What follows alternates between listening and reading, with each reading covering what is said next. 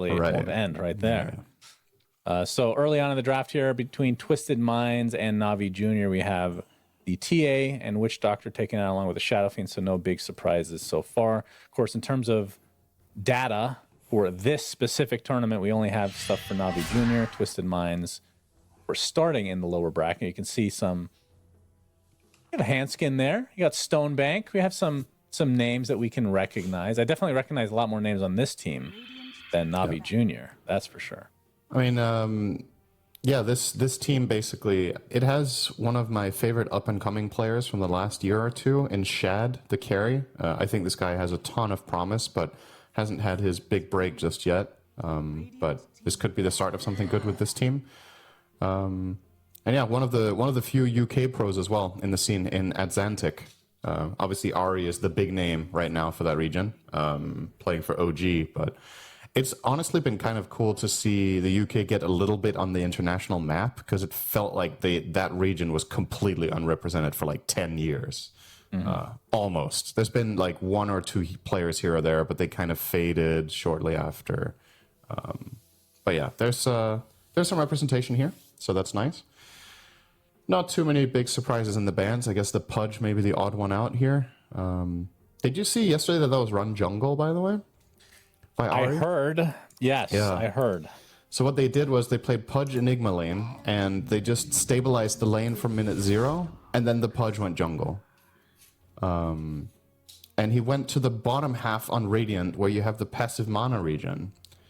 So he had the passive mana region from the jungle, then he had Basilius, and he was just standing there hooking creeps, and then rotting down the smaller ones. So I heard that that his lane was awful, though, right?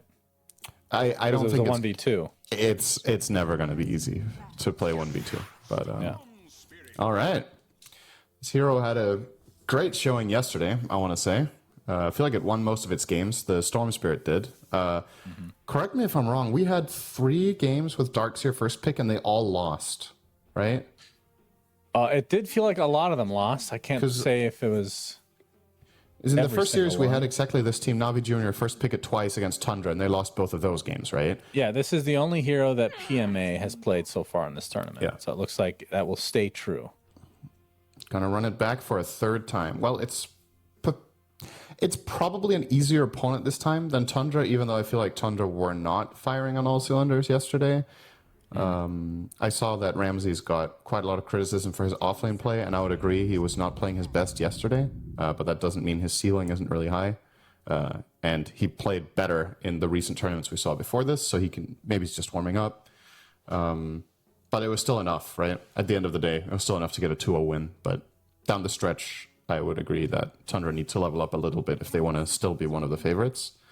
But they'll have a day of break now, because this is only 4 elimination games today, which is exciting. Love an elimination game, everything on the line for both teams. So no strats will be hidden today. And that's why Navi Jr. run their Darkseer again for the 3rd time. They didn't hide anything from the beginning. Yeah, and I mean, if you're Twisted Minds, you obviously know that's going to happen if you leave it open. As we're going to see, the Bat Rider is the 2nd pick for Twisted Minds. Again, another hero that has been, at least in the games that we've cast, been picked a decent amount. In terms of the actual pick rate for Dota as a whole in this tournament, this qualifiers, it is not even in top. It's like right in the middle, pretty much. About 30 games played right now, so nothing crazy. But we've seen it mostly as support. We'll see if there's any flex potential anymore. And for Navi Jr., in terms of yesterday, only 2 games played, of course, but we saw the Void Spirit for Niku and the Earth Spirit. So he's definitely a spirit lover. He's going to be against that Storm this time. So the question is, what does he feel comfortable with against that, in that matchup? Speaking of spirit lover, Spirit Breaker is there this time. That was banned yesterday in both games against Navi Jr. by Tundra when the Darkseer was picked up. They also banned Tiny, which has now been the case from Twisted Minds. But if they want to go that route, the Spirit Breaker is there. I think the reason Twisted Minds are leaving it in is that Storm Spirit does not struggle with that matchup at all. You can just jump whenever Spirit Breaker charges you. Bat Rider has Flame Break, but they're still going to go for it. And they'll Double get spirit. a third spirit. All right, Niku, time to try the third one today. That's right. Damn, spirit heroes are really in right now. They are. I mean, he's so like you said, he's played 3 of the 4 now, or he will be. But Storm, I feel like, is the most standard of the spirits. He has yet to play that one. Yeah, that's true.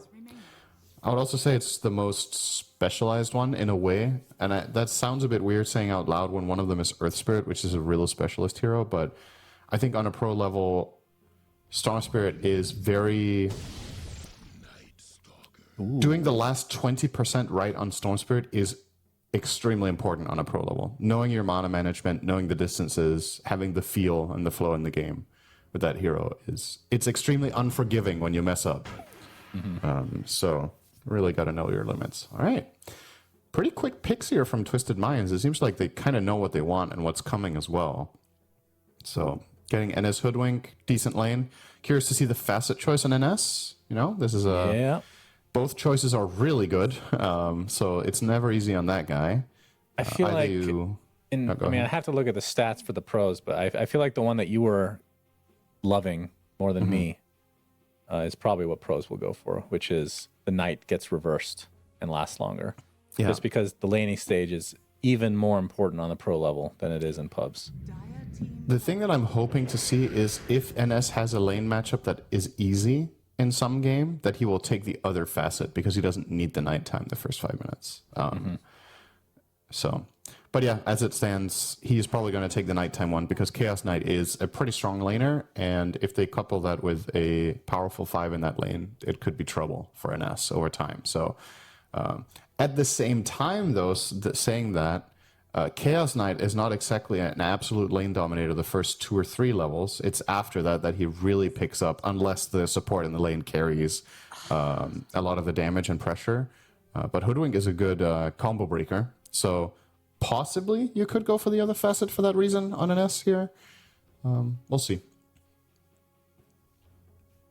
So final picks. Let's see. Navi Jr. need... It looks like a support. We've been seeing a lot of last... pick support so far from our casting. CM's going to be banned on the side of Twisted Minds as a result of that, and Disruptor to follow. And then on the other side, still a carry to come, unless Cinderin, carry and S, the Night Stalker carry is back. I don't think I've seen much of that from Shad. He plays a lot of different carries, but I feel like he sticks to the traditional repertoire most of the time. So heroes I'm looking at here are carries that in particular perform well against Chaos Knight, but also ideally don't struggle too much against getting kited by Ember and Darkseer. Ironically, Troll and Lifestealer do fall victim to kiting, but the core-to-core matchups would have been good against both Ember and CK. So I do like the bans. There is still Shadow Demon for days on the side of Navi Jr. That he played that yesterday. I do think he's playing the SB though, right? You think it's so? It's a 4 SB with Darkseer, surely, right? Like, oh, that's right. He is the 4. yeah. He was playing ranged 4s. Oh, well, this has me doubting. I mean, it's Cinderin. What about that melee lion facet? Yeah. Huh? Okay. If I see that in a pro game, I'll get you a second dinner. Okay. Okay. Actually, unbelievably me for pro Dota. If there's a Lycan, they can bite the lion, Cinderin, and he crits in a cleave. It's very strong, of course. Okay. Yeah. In pubs. I don't believe you. Yeah. I mean, you know that what's going to happen though. It's going to get micro buffed a few times, and then it's going to legit be good. And then it's going to be too good, and then they just redesign it. All right, the dinner deal is off if it gets rebalanced, okay? Okay, yeah, fair enough. You can't just be... you got to change the rules if you change the game. So. Yep, that is fair. Okay, but a lion into a Night Stalker, what do you think about that? Like mid-game, that sounds like a nightmare for Lion. It's double-edged, because Lion is one of the heroes that has the fastest reaction options if Night Stalker flies in.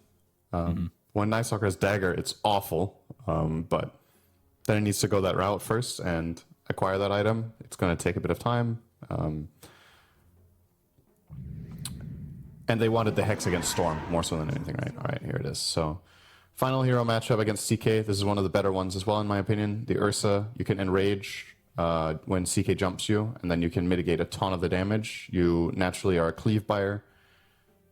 And the lane matchup against Darkseer, we saw this one yesterday played by Crystalis as an actual first pick counter response to DS by Secret. And he did great on the Ursa. We'll see if Shad can repeat that in this matchup. Ooh, oh my God. Every time it shows the wrong facet and then they change it. I thought it was going to be, it was selected for the Night Stalker, the other one. It will be Night Rain. Take Night Rain. Unless he changes his mind at the last moment. Another interesting thing about Night Rain is we haven't really talked about that internally, is how does it affect the other lanes, right? Because we've just been talking about NS benefiting from this, which is obviously the biggest part of it. He is the number one beneficiary of nighttime in Dota, but obviously it can influence other lanes too. Some heroes have night vision, which gives you an advantage in those lanes as well in the first 5 minutes. If somebody is playing in the jungle side, for example, in the support battle. Lion has Fist of Death, Cinderin. You owe me a second meal. Dude, we're going to double check this. He genuinely forgot to change. I refuse to believe this. What does that matter? That's 2 meals on you, Cinderin. Yeah, you're right. You're right. Oh my God. Yes. I made a big mistake putting faith in full players. Why? Oh my God. Yes. Fist of Death. It is likely going to be Fist of Loss this game, but that's okay. We're going to enjoy watching this live. The other one is Mana Drain does damage, so you will not have damage on Mana Drain for this game. I am really looking forward. This one? Dude, there's no way. He was probably using it in a pub and then just forgot. I mean, we have questioned whether pros would do that. Man, I'm just racking up the dinners here. Boy. Dude, what is this garbage? All right, that is amazing. I feel like with the 2 free rolls I've given you, you've got to repay the favor at some point and give me a chance to win some back, because... Well, you're going to have to bring it up. I never remember about the dinners until you make these bets. I can't believe this happened in the first game. That's so funny. All right. Okay, that would make a really good montage. Yeah, not gonna lie. Let's see the lanes. So it's gonna be probably just the NS Hoodwink. This is one of Pablo's absolute best heroes as a position 4, and that leaves the 5 position Bat Rider for Hanskin with Ursa. We saw this exact lane actually played yesterday by Puppy and Crystalis. They played Bat Ursa as well into Darkseer, but the 4 component in Navi Junior's lineup, or in this case, is the Spirit Breaker, was yesterday by who was it? Secret played Mouse Sports. It was, who did they couple the Darkseer with in that game? Damn, why am I forgetting this? I feel like it was Shadow Demon, wasn't it? They did have a Shadow Demon. I think so. I think it was SD. They played SD Darkseer, I think. So bit of a different story here. Let's talk more about Fist of Death, Cinder. So when you use Finger, you turn into melee, okay? And you have Cleave, and if you get a kill, well, it doesn't have to be a kill. It's similar to Finger, where it applies a debuff that doesn't actually do anything to the enemy. But if they die with the debuff on, you get an extra stack of Finger. So you can really stack them up. And I'm seeing Surge being an important spell for Lion to get around. Of course, it is position 5, so I can't believe you're he's not getting the idea BKB. that he's going to even hit a hero with this. Oh God, I can't wait. I'm so excited. I will say though, the thing that I'm way more excited about for Lion is his innate, which I think is a quite powerful one actually. We haven't really got to talk about this one yet, but when Lion respawns, he has 20% debuff duration and 20% spell amp for 90 seconds. Yeah, that's pretty big if you find a fight within that time window, especially if debuff duration makes for a very long stun chain that is already long on this hero. And of course, 20% damage on that Finger is no joke. So it'll be interesting to see if they try to take advantage of this somehow. I'm not going to say you're strategizing around Lion dying, but it just makes fights easier, right? If you do take them within that time window. What other heroes? So Venge, when she dies, she gets extra damage to the target that killed her. Are there any other ones that are similar? Like, I want to see a full team just dying. Yeah, the Revenge Squad. And then when they come back, they're just unstoppable, you know?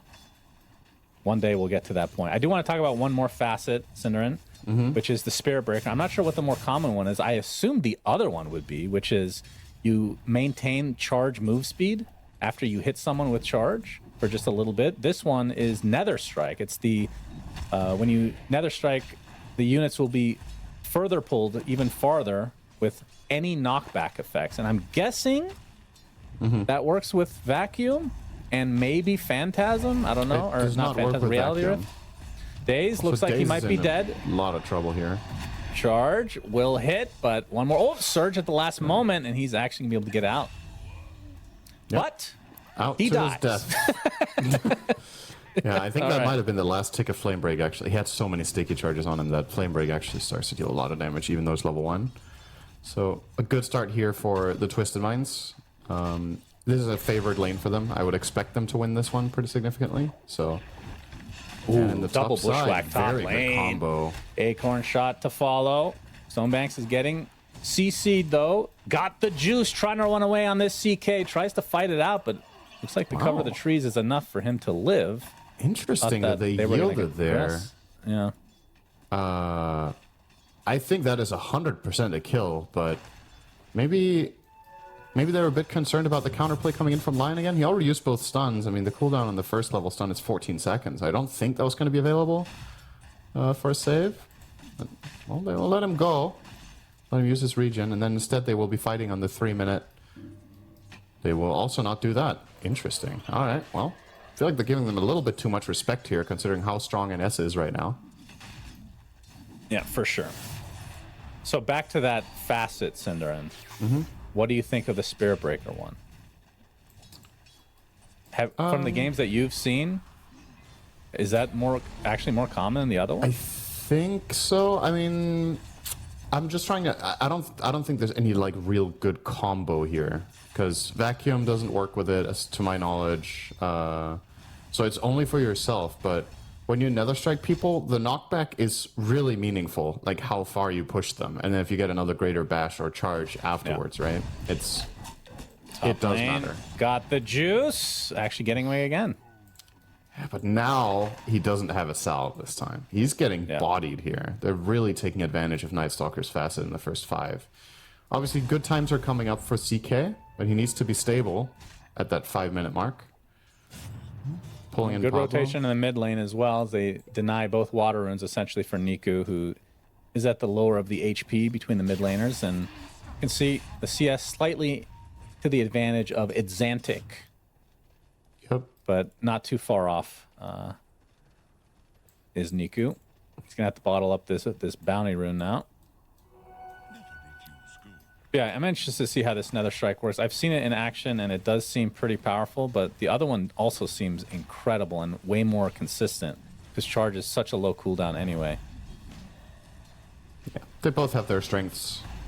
Really depends on what you're mainly looking for. Okay, nice rotation from Riddies. Shad not going to expect this one. Impale to start things out. And this will be the death of Shad one way or another. Daze has 5 stacks of sticky napalm, though. His handskin going ham right now. But doesn't look like he's going to find a kill on either of the targets. Pretty unfortunate for Twisted Minds. Top lane got the juice, getting surrounded. TP support's on the way, though. Yeah, But they're still. immediately going to exploit this Lion showing bottom on this play to pressure CK once more. And considering how much Hanskin laid into the Darkseer and the Spirit Breaker, I don't think this was a particularly successful rotation from Navi Jr. actually. Yeah, you do kill the Ursa, but it's at the expense of CK getting pressured again and 2 of your heroes dropping low. So it means the follow-up plays here are a little bit open, but Pablo will get caught off, but still great bushwhack. Oh my god, Looking to got the trade. juice! Oh, barely survived. Stonebank has Void in 3 seconds. That will be a kill unless they got some CC. There's the stun from CK, but the Void's still in range. That is a The great CK trade finally for Twisted dies. Minds. Yeah, it I'd be does very take them a happy with that while. one.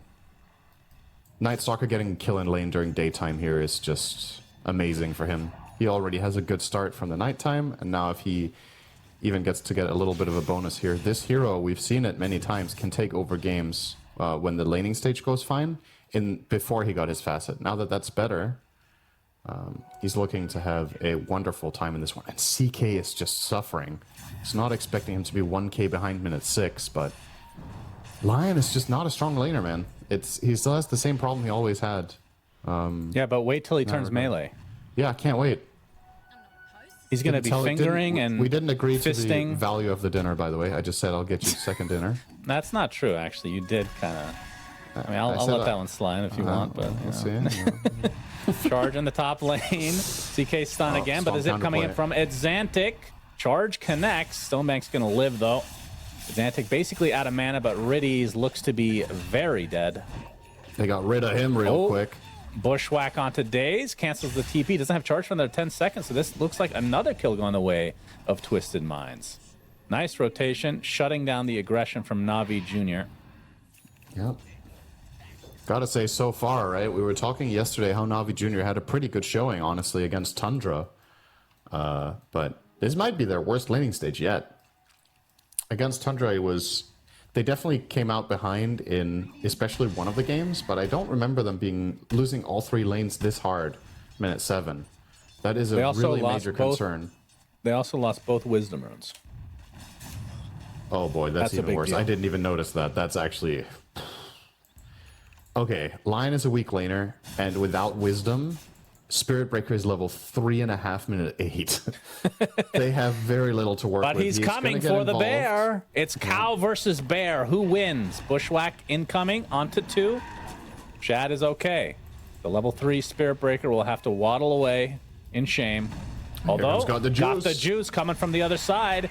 Gets off the Chaos Bolts. They better get him with how much they've committed. They better. Now. The deny of Roche. Will it come? Ion Shell doing a decent amount of damage. Roche, kill him. No, PMA takes it. That's much needed for Navi Jr. Yeah. That would have been a disaster. But Exantic wants to take advantage of this. They get the cow. PMA. Don't see a lasso on Handskin quite yet, but they won't need it. No. So 2 kills for the price of 1. This was the carry rotation too, so got the juice, got involved in that, and that in the meantime, Stonebank is just free farming. Stonebank is almost level 7, the Chaos Knight is level 4. I have never seen anything like this in a Night Stalker lane. Like, this is absolutely ridiculous at this level, that Night Stalker wins his lane this hard. Considering what we've seen this hero do when he breaks even or wins slightly, this is a very, very big advantage already for the side of Twisted Minds, and you would imagine that come the first nighttime, they're really going to try to put him to use. They will go for him here, but let's see if there's any TP assistance for Stonebank, or if they will kill him 4v1. It looks like a kill. Unfortunately, Riddies is not level 6, so we won't see the fist quite yet. We only see... That's true. I just realized that they are really adding a lot of references to something specific to Lion. Yeah. He can suck people, he can finger people, he can fist people, Cinderin. Yeah. Is that a coincidence? I think so, yes. That's a lot. I appreciate your thoughts on the subject. Pablo? Oh, mid lane. Spike. He's still dead. Doesn't matter. Riddies, we're on the level 6 watch for him. It's not there yet. I'll let you know in 30 seconds how that's progressing. So if he had finger in that top kill and he would have used it to get the Night Stalker, he could have used the cleave to go farm 1 jungle camp after. That's right. That might be the play here. Cinderin, if you just get a little bit of snowball action with that fist, those finger stacks are pretty crazy.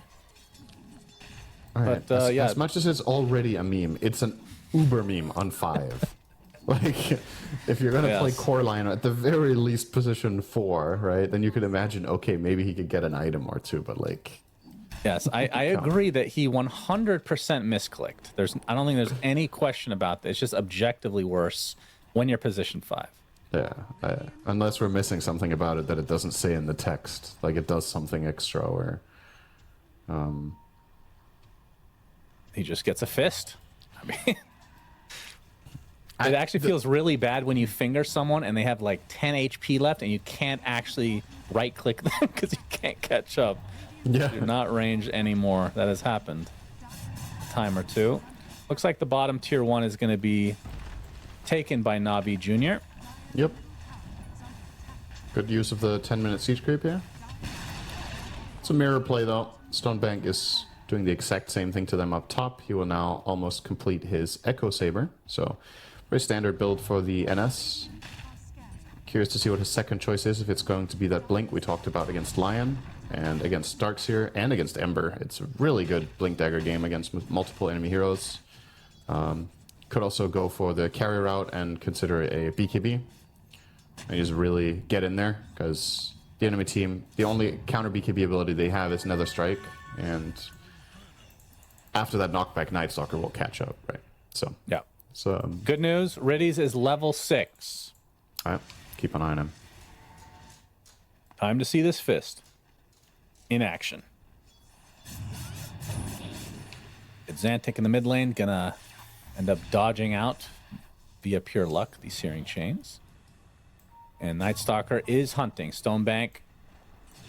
I'm not sure if is the Echo Saber on its way. Yes, that is being delivered, so it's likely go time for majority of this lineup.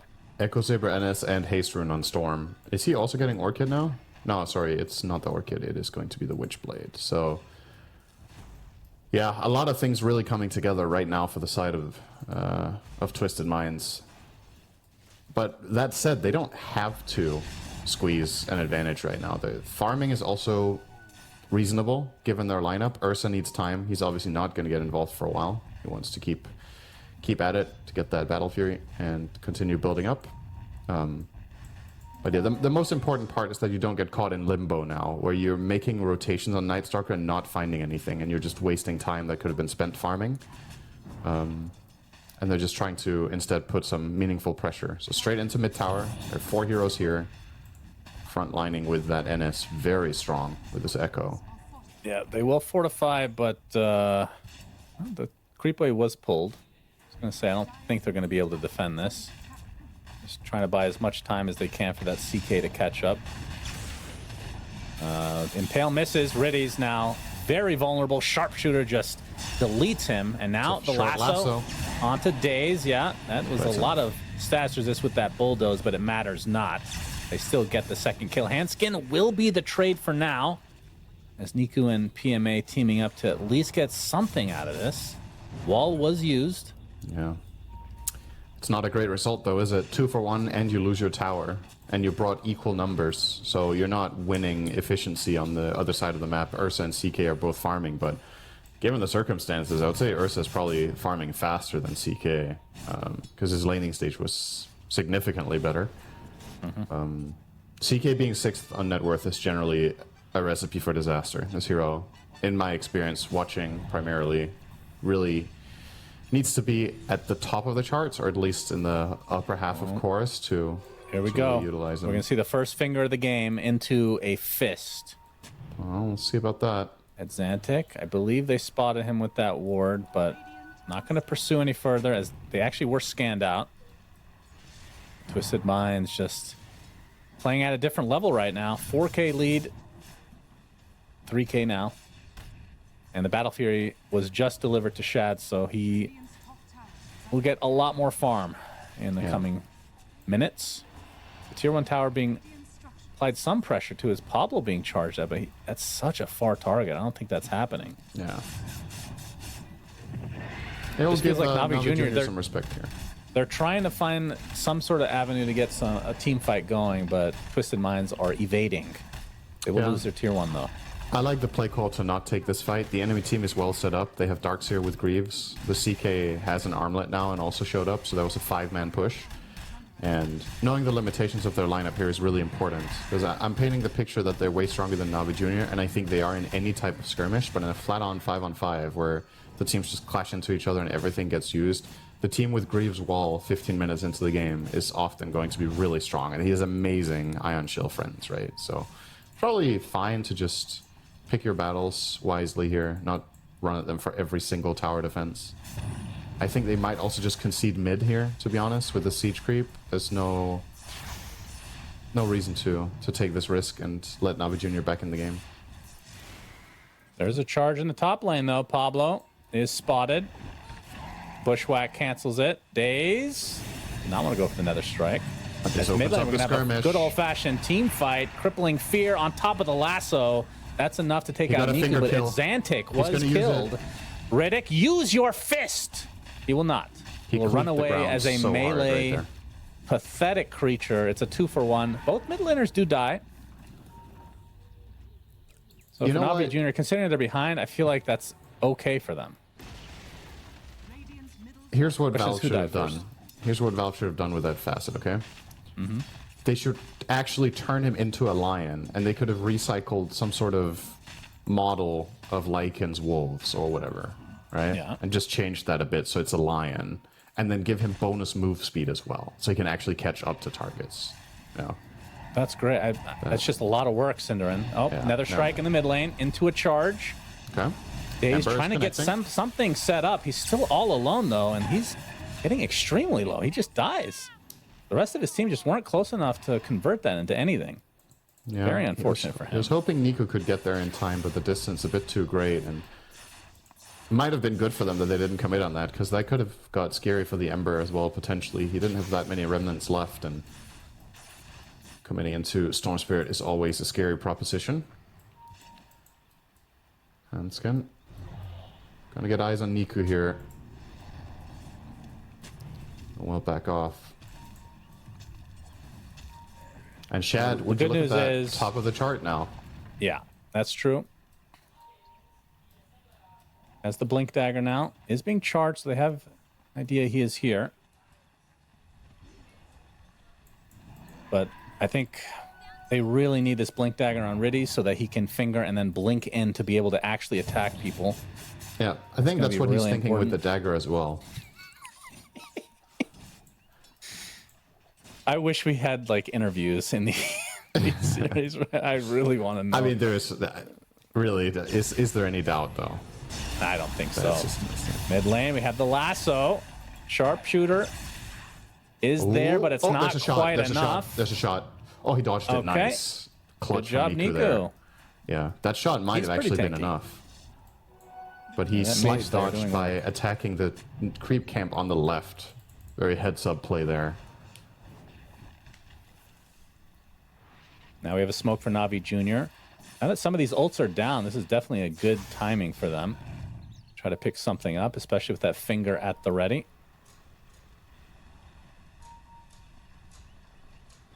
BKB not too far away for Xantic.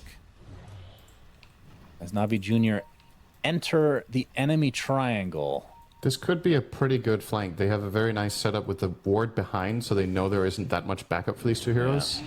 He's got his Orchid at the ready. Charge coming. There's the Orchid. Looks like they'll get the stun lock. Do they have the damage? Oh, yeah. Yes, the Impale at the last moment. Riddy's not going to use that ult. Does not want to be melee for the next 10 seconds. Stonebank. Stonebank will cut him, but can Riddy's reach the Hex? We'll have to charge. And the Impale. Another strike will come, but you bring them back. Now the Hex is there, along with the wall of finger, and now he's melee. He cannot catch up the Stonebank. Go hit those Ancients. This thing's awesome. I love it. That was kind of close to getting the NS, but still a nice heads-up play to get the strong kill that's smoking behind. Yes. Nice. Lovely. I was gonna say, is he purposefully not hitting anyone with the fist because he's too embarrassed to tell his team that he misclicked the fast? That's good. All right, well, Night Stalker did pop the ult, but it is still nighttime for quite a while, so Stonebank and company definitely have the opportunity to get something started here, but likely waiting for that BKB on the Storm. Can't really survive an Orchid gank. Yeah, they're lining them up really well too. This is going to be triple BKB in 3 minutes because Night Stalker will disassemble his Echo probably. You've got the Ursa closing in on his in about, what's that? About 1,500 gold. That sounds like 2 to 3 minutes to me with the GPM he should be getting now. And yeah, Storm only 300, 400 away. So with this triple BKB coming out and a 5k lead, I think Twisted Minds will be looking to take a decisive team fight and just really put all of them to use simultaneously. Now, Junior not going to let it happen, though. Immediately smoking up as 4. Trying to attack the same spot they just did, basically, onto the Storm. But see if they can find anyone now. Trying to steal the Wisdom Rune that Pablo surprisingly did not take in time. And now it's too late. So, as a matter of fact, we'll be losing a Wisdom at the very least. Yeah. They know they're there now, for sure. Good read again from Twisted Minds. And the rest of the map is very uninhabited, so process of elimination, I guess. Shad trying to run the other way. Does have his blink up in 3 seconds, but he's brought back. Orchided, already at half HP, and that is a dead bear. That was very greedy because they knew for a fact that they were over there. And he pings a ward that isn't even there. So I think he was just spotted by the Watcher. Right? Yeah, Hanskin's trying to find the vision. I was like, what the hell? I think it was just the Dial Watcher that saw him there. So, uncharacteristic mistake here from Shad will delay their BKB timings quite significantly. I guess the silver lining for them is Navi Jr.'s lineup is not great at killing Roche, so I don't know if they need to worry too much about that right now. It's all right. If you have 2 Iron Shells and CK, you definitely can do it, but it's not one of those, you know, ironically Ursa lineups that they have themselves. They can just go and take it really quick off of 1 core kill.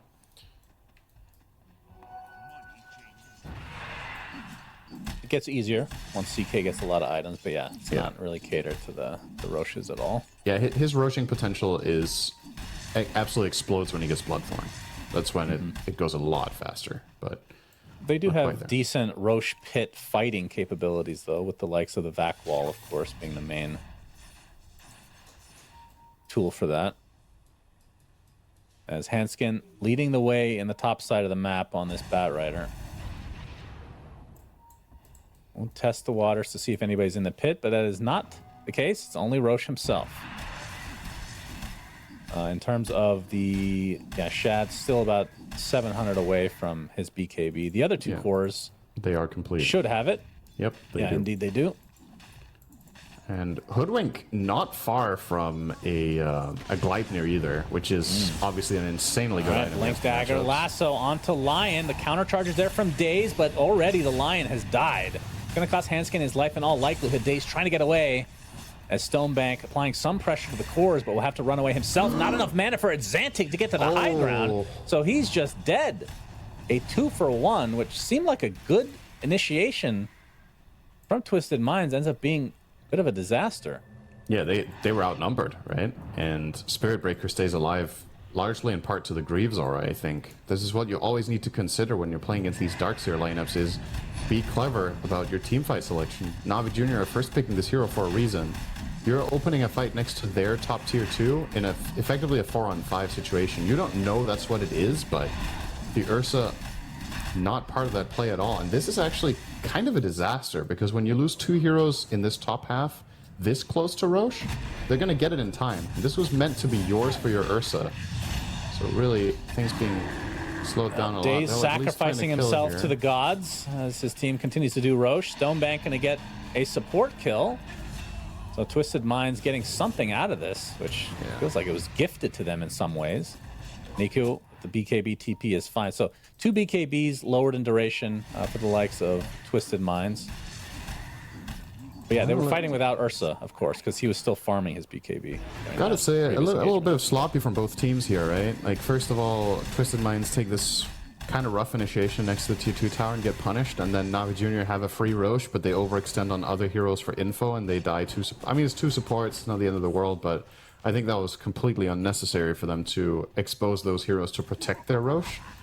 Could have had maybe one of them do it, just the Spirit Breaker, or, as it turned out, didn't even need any of them to do it. Twisted Minds were not ready, but now they should be ready. They have another BKB complete now on the Ursa, and there is that Gleipnir. Amazing item in general, but I would say even more so when you're playing against these types of chase you down melee heroes. All 3 of these enemy heroes, Ember, Spirit Breaker, and Chaos Knight, will be up in the face of Twisted Minds, and this combo breaker ability he will have with this is amazing. On top of course, dealing a ton of damage to Chaos Knight with the Maelstrom procs. This is a very big upgrade for them to get for this coming fight. But the Jew's not scared, though. With his Yeah, Aegis. they're going to lasso the Aegis target to start things out. Riddy's not able to get a good impale. That's going to be the first life for CK. That is not a good Stonebank with that BKB continuing to hound Riddy's. Might be able to get that kill, but the focus right now is on the beautiful Vac Wall coming in from PMA. But is it going to be enough to actually save Got the Juice? Looks like he's getting forced to have Daze coming with a nice charge. Another strike Storm Spirit to the other side of the map, it feels like. Brother versus brother. Looks like the Ember wins that battle. Shield rune too strong. Will TP out. Okay. So Navi Jr. lose 2, but it is the supports, and that's pretty good prize for. I mean, I guess they lost the Aegis as well, but they do get the Storm Spirit. Considering how that started, that's a pretty good result. They had their Chaos Knight pulled out of position. He used Phantasm on half health in his first life and got it cleaved down immediately by the Ursa. But then they did bail him out with a big play coming in from PMA there on the Darkseer. Really salvaged that moment. Could have been truly terrible. They could have lost 3 or 4 heroes at no expense of Twisted Minds, but instead this, as you said, turned out to be kind of an even trade. But they got to keep that Batrider in mind when they finger. Oh, come on! Gotta get that fist out, man. Yeah. Pros don't care nearly as much about the charges as the pubbers do. That's for sure. It's because they don't matter that much. Yeah, I know. It's just like a little mini game, you know. He could have. Think of how fast he could have killed that camp. Yep, that's true. Don't want to waste any damage. The average pub finger probably does 200 damage. Would you agree with that? It's all for last hitting heroes. Yeah, that's maybe. Yeah, definitely not one of the spells that get used the worst, I think. Yeah. Compared to what it really can do. A lot of the time with Lion, you just want to finger immediately when you open the fight. Like you're just stunning someone, fingering them instantly, and then the team follows through and gets the kill. That way you get maximum value out of all of the damage. But yeah, in pub games, people love to get that last hit. It's very satisfying, but not that important. Adzantic will now finish off his Meteor Hammer, so a big upgrade to that Kaya. Goes from 50% Mana Regen Amp to 75 at a pretty good price. Unlikely to see him being able to actually looking for the opening. Oh, he's going to get demolished by the CK, though. Here comes the bear with Shad, already at low HP, has to pop the Enrage. Trying to focus down, got the juice, gets the bash at the last moment. Nice stun coming out from the Storm Spirit. They will get that kill, but it'll be at the cost of the bear. But they do buy back onto the Batrider and Navi Jr. with only 1 member remaining. Adzantic out of mana. Looks like Niku with that haste rune will be able to get away, although Stonebeck has Blink Dagger, and the haste rune has dissipated. He's going in on this. Void with the crippling fear. That is going to be a full team wipe for Twisted Minds. Nicely done. Blink and you miss it, right? This time they killed Darkseer instantly, and the fight is just over. Like, he got nothing off. Absolutely everything off cooldown on that hero, including the Greaves. Just 100 to 0'd, had no impact. And with that hero down, you look at Navi Jr.'s lineup. With Darkseer dead, they have no team fight in them. They really need this guy to land a good combo. And Twisted Minds know this and identify immediately that if they can jump and isolate that target with their incredible burst, they have so good heroes to kill and lasso. They have the Storm Spirit burst. They have Ursa, obviously. Hoodwink's combo does tons of damage too with the Hunter's Boomerang. Just too easy. PMA cannot afford to be out of position a single time. That's a big punish. That's a 5k swing in a matter of seconds. It's funny because Hanskin didn't even drag him that far. He instantly got countered and destroyed, but it was still enough. The damage is enough. It's the stun. Yeah, they just need the stun, and if the 3 BKB cores get to go to town, nobody's going to survive. So, got to be very fast on the charge, and you need to connect on the right heroes. Handskin. All right, a good Handskin, maybe. Phantasm. Oh, no way he lives here. Okay, the finger, and now Riddies, go hit a camp. Get some value, young man. Okay. He's going to show the facet that he didn't get there. That doesn't do damage. oh God. This is so funny. Really cool. It's a good kill. This opens up mid-tier 2. They have a siege wave coming in, so there'll be a little bit more ground covered now for Navi Jr. Only 1 tier 2 tower left to claim for them. They are ahead by a decent amount of map control, right? They have 1 tower to claim outside the base, whereas Twisted Minds have 4 still left to grab out there. But a lot of the time, this is what happens when your carry isn't getting involved for a long time and the other carry is. You don't necessarily manage to get that pushing going. Yeah, man, speaking of carry, got the juice on this CK. We've already seen it, but the Manta, Armlet, Orchid, and Blink will be going for Heart of Tarask now. Opting not to finish Bloodthorn first is a little bit surprising to me, considering he also has the Manta. The amount of value from a Bloodthorn here is incredible, but maybe concerned that his illusions just aren't tanky enough, despite having Halberd. It's a Halberd. oh, sorry, armlet. Wow. Okay. It's yeah, it's I guess it's a kind of difficult choice. I think you definitely want both items. It's just about the order. But the one of them is more aggressive than the other, and he will take the quote unquote safer choice, I suppose. With this heart, the Reaver has come out from NAVI Jr. 30 seconds we'll know about the next Roche. Oh, this is a big See moment Twisted here. Minds already getting in position, but they're about to get ganked. Pablo spotted, gets off the Gleipnir, but used up into the air, will be punched and destroyed. But here comes the initiation. Oh my god, they absolutely destroy Riddies in the meantime. Can't even get off the finger of death. Looks like Daze follows suit. That's a double buyback from Navi Jr. As Stonebank, oh my god, the Vac again coming out. This Darkseer is going ham this game. That is 4 dead with the buyback coming out from... That's just a full team wipe. Out of nowhere. It's a dieback onto the Lion, but my goodness, Navi Jr. destroy them. It's a dieback on the Hoodwink too, so they even traded even in that aspect of that fight, and it's just a lane of barracks. Like, they have 1 buyback left on the Storm. He's not going to be able to stop this. Sometimes you got to just go for it, and that didn't even necessarily look that promising from Navi Jr., to be honest, with the counterplay that Twisted Minds came in with, instantly killing both supports. But crucially, once again, this time Darkseer gets to use everything. He got off a nice wall, he has the Ags and got the punch too, and of course just staying alive, having that Greaves passive for the entire team and getting the vacuum in is the difference maker. It really seems like the game at this point is down to that simple. Are you going to see Darkseer find him and kill him first, or are you going to lose the fight? Yeah. That's... oof. Very, very quick, decisive attack. 2 full sets of racks. It's funny how the pros kill the barracks these days, just ignoring melee until they can get all the other buildings because of the changes to the refresh of the fortification.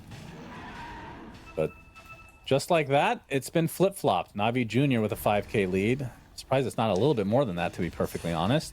Well, they were behind just a moment ago by like 7, so... Still, that was pretty devastating. Absolutely, and if they get this Roche, maybe the 3rd lane is primed for the taking, but Twisted Mind's going to do something about this. They hear the roar, and I'm not talking about Lion. They're going to be smoked up here, heading up S5. Storm a bit far behind here. Obviously can cover the ground, but... Stonebank uses Dark Ascension. They find Niku, who's already half HP. He's going to be able to get bashed. A nice stun coming out from Riddies. And Niku gets out with the Remnant. The Aegis snatched by Exantic, though. Already past the BKB, has very little mana to work with, but that second life should work out pretty well for him. Shad trying to go ham against PMA. He's going to use that Ogre Seal Totem to get to the other side, but the Bear is lost. Night Stalker as well, and Exantic. This will be life number 1. Might be able to get away, although Riddies. Oh, no, never mind. Good save. Is there. Wait. He had time to zip for sure. I feel like he did too. And he's dead. Oh, and that is really unfortunate. 3 dead for the Radiant. Make it 4. And Twisted Minds might be on the doorstep of a loss of game number 1, which looked like they were in the driver's seat for a majority of it. Navi Jr. amalgamating towards that bot lane to try to get these eventual mega creeps. Yep. Hanskin will do his very best to stall this with a Firefly in 5 seconds, but he can't do it before the wave reaches the backdoor protection removal. And at that point, it doesn't really matter that he kills the wave because this push is coming fast. They do have a glyph, but yeah, there's a lot of horses here. Yep. He's got to hold all of them for 5 seconds until the glyph is gone. And now, inbound, more than likely megas here. Easily megas. 20 seconds of no Storm Spirit means Twisted Minds just cannot fight. The question is, does Navi Jr. continue on? It looks like that is the case. Can Twisted Minds capitalize on this? Let's try to take advantage here. First tier 4 will fall. They'll have the full team up. Does Navi Jr. back away and reset? They're going to find the Bat Rider at the top side of the map. He's taken out, so it's still a disadvantage here for Twisted Minds in just pure numbers. 4v5. And the tier 4s will be taken out. Smoke attempt there. Beautiful searing chains onto 3 heroes in the fountain. Impale to follow. There's the initiation onto the line. Got to kill him before he gets off that ultimate. You cannot deal with the fist. He is dead. Lasso, but the vac wall again onto several heroes. PMA has been doing such a great job in these fights. And Shad controlled up, silenced up, will not be able to get back into the fountain. Buys back instantly though, but again, the Ancient is fully exposed. Night Stalker will fall, no way to get back in the game. Shad destroyed by CK, not even remotely close as the GGs come out. And Navi Jr., it's 100% win rate with the fist facet on Lion. Yeah, somebody's gonna be like, oh, I want to play like the pros on my line. I'm gonna look up the stats for the facets in pro play. What's gonna win? And then he sees 100% on one, and on the other it's like 46. It's like, oh, that one must be really good. Easy choice. Yeah. Why Boy, even think oh about boy. it?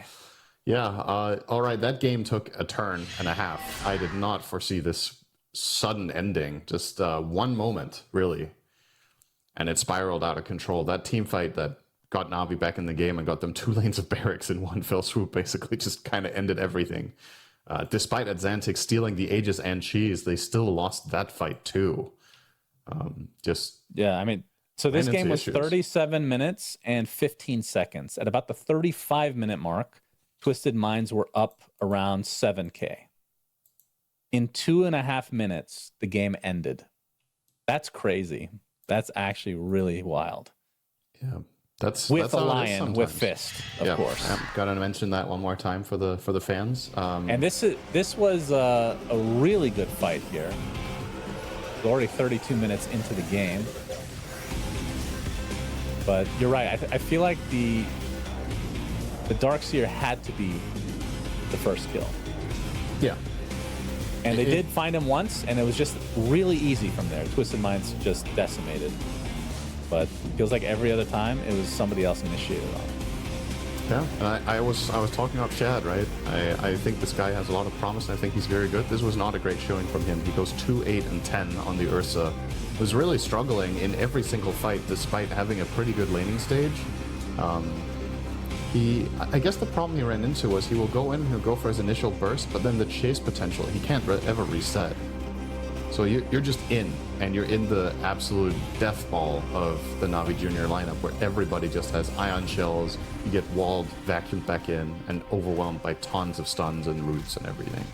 So, yeah, nice game from Navi Junior, especially considering that, once again, similar to against Tundra, their laning stage in their early game is probably their weak point as a team, which is a problem if they are to win this and go deeper in the tournament, that you can't reliably become a champion or get a top 3 finish if your laning stage is not in order. So they absolutely have, that's where I would say they need to continue putting their work, because against the best teams, you're not recovering this game, right? It's crazy though. Like, look at the score. Got the juice. I feel like he was struggling the whole game. He's 10-2. And then Shad, who got like a really early battle for 2 and 8. That is really wild to me. Yep. I didn't realize the scores were that lopsided. Yeah. He got the better end of every single fight on the CK. He stayed alive because of how much space his teammates created in the fight. And of course, because of the target selection that Twisted Minds kind of had to go for, right? Their play calling was kill Lion, and then we go on the support Spirit Breaker and the Darkseer. And obviously one time they went Darkseer first, and that was the best fight they had. But yeah, obviously that leaves space for Got the Juice to get the job done, and Navi Junior as a whole get the job done here. I still am really surprised that, first of all, that they won is one thing, but 37 minutes. You looked at this game, 32 minutes, there's no way, right? Yeah. But sometimes Dota is that fast. I should have thought of this before, and we should have told production to make Riddies the MVP of this game. Playing on truly hardcore mode. In all fairness, difficulty though, it's not settings like were the other all the way is that great in this game either. But it doesn't turn you melee when you ult. So. That's fair. There he is. There we go. Thank you. Look at that. Standout player, 8k damage. That's right. That's my boy. Yeah. He was melee for about 20 seconds of this game. Barely Honestly, ulted at all. I want to give him the standout player award for his tenacity of getting bodied by Night Stalker every single fight and not losing his cool. Yeah. Went on him the whole time, and Really made his life miserable. But all right, well, that ended up being a very entertaining game. We'll see if Twisted Minds can bring it back to push it to 3 games. But for now, Navi Jr. with the 1-0, the 1-0 start to this series in the lower bracket of the Western European TI Quals. So we'll be back after this break with game number 2. Stay tuned. The official headset of PGL tournaments. Now, with a wireless version. Experience unparalleled speed and reliability with the latest wireless technology, advanced hybrid ANC, and built-in EQ for your favorite game. Designed with elegance and durability, and extreme noise-canceling microphone. Always stay one step ahead with Aspire Wireless.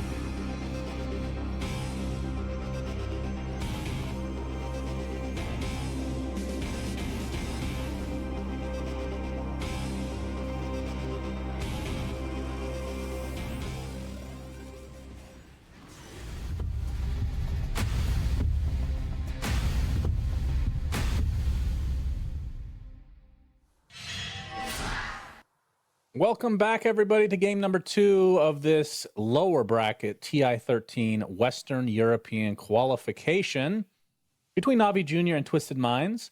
NAVI Jr. We're down most of that game, and then in the last 2 minutes they just won. So if you missed that game, the last 2 minutes are very entertaining. Kind of came out of nowhere. As we're already in the draft.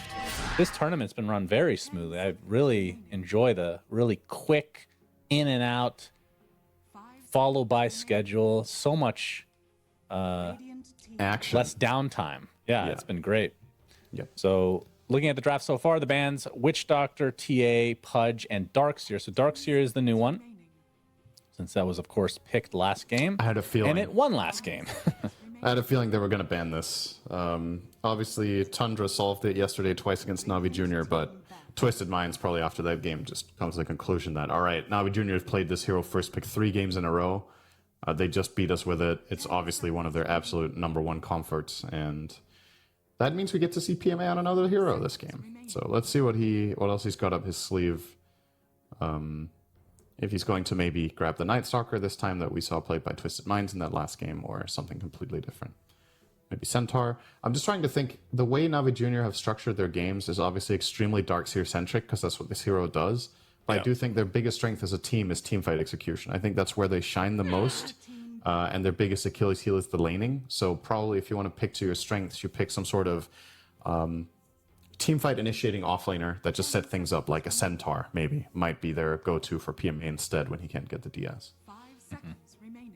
Not quite the same impact, I'll say, as a No, Darkseer in that way, but it's difficult to have the not same many impact. offlaners have that kind of impact. Yeah.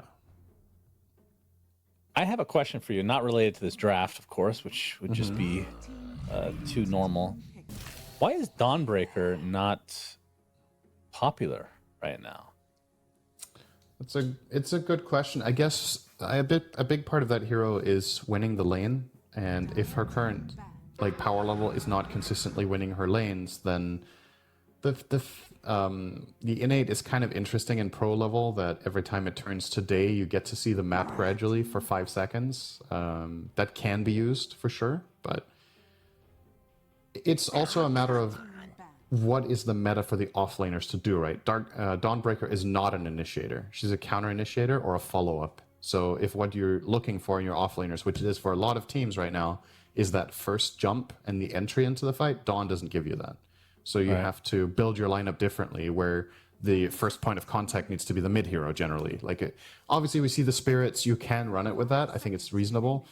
But yeah, maybe just needs a little bit of a nudge. Do you think that there's any do you think the synergy is this strong, where when I talk about that innate for Dawnbreaker, heroes like Night Stalker, Luna, Phoenix, 2 of those are really popular right now, in the Night Stalker and Phoenix. When you can change the day-night cycle, that means it's more often proccing that innate. That's true. I feel like that sounds a little bit like a gimmick still. Like, in the grand scheme of things, it will have games where it's better than others, but mostly you're sure it works with Supernova. Yeah. So when you cast Supernova, Dawn sees the whole map. It should, because the other ones I'm positive it works with. I haven't seen it with Phoenix, but Phoenix, I know the egg overrides every other spell in the game in terms of the day-night cycle. I'm just saying, even if that were true and you turn day to night or night to day with Phoenix, most of the time when you use Supernova, it is already in a team fight, right? So then the intel you get from the Dawn innate keep in mind, when that innate goes off, everyone's FPS goes down to 10. So that's true. And you know it's coming because you're the one casting it, right? So you might want to do a strat with Dawn Peel and Monkey King, and then beat the enemy on hardware. Is what you're saying? Oh yeah, that's good. That's a good strat right there. So first 2 picks for Twisted Minds, Weaver makes it through this time, and Storm Spirit, which they had last game, and the other side, Rubik Primal Beast. Neither of these were banned in the first phase last time. Assuming that PMA will be playing the Primal as his Darkseer version here, so that will be a strength initiator type hero that sets up the fight for his team in a different way, of course. Yeah, I think Weaver is just an incredible hero right now, and I understand Twisted Minds just overall first picking it. Rubik is obviously one of the best responses because you can steal that Shikuchi, but what makes Weaver so insanely strong is also it's a flex, right? So you're not even hard committing to any idea when you first pick this hero. It's just a good laner. It's good overall in the game. Gleipnir is amazing. You can build it as a 4, you can build it as a 1, and the way your strategy plays around the swarm just opens up many avenues. It can kill Roche. You know, like what can't this hero do, right? It's just so nice right now. They'll pick the IO, which still keeps their options open. This could still be a 4 Weaver and a carry Weaver. IO Weaver is quite strong. The IO can follow you in your Shikuchi, so you're very fast, and you can keep the Weaver alive. All right. Ooh, It is actually a mid-primal, so it is the Centaur for PMA that I was suggesting before the game. Interesting that they double down on this. Disruptor against IO, a classic, and great static Storm game if you get to cast it. That's the big caveat here, is Storm can also get you out of the fight pretty quickly with an Orchid. Yeah. But I like what Navi Jr. is showing so far. Yep, very beefy heroes as well. Always a fan of that. On the other side, kind of squishy, Yep. but very evasive in nature.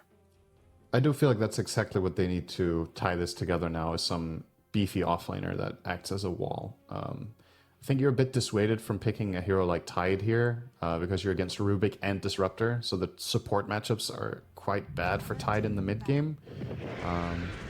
We'll see what they end up doing. They're saving their offlane pick for last, so buying themselves more info, getting the CK.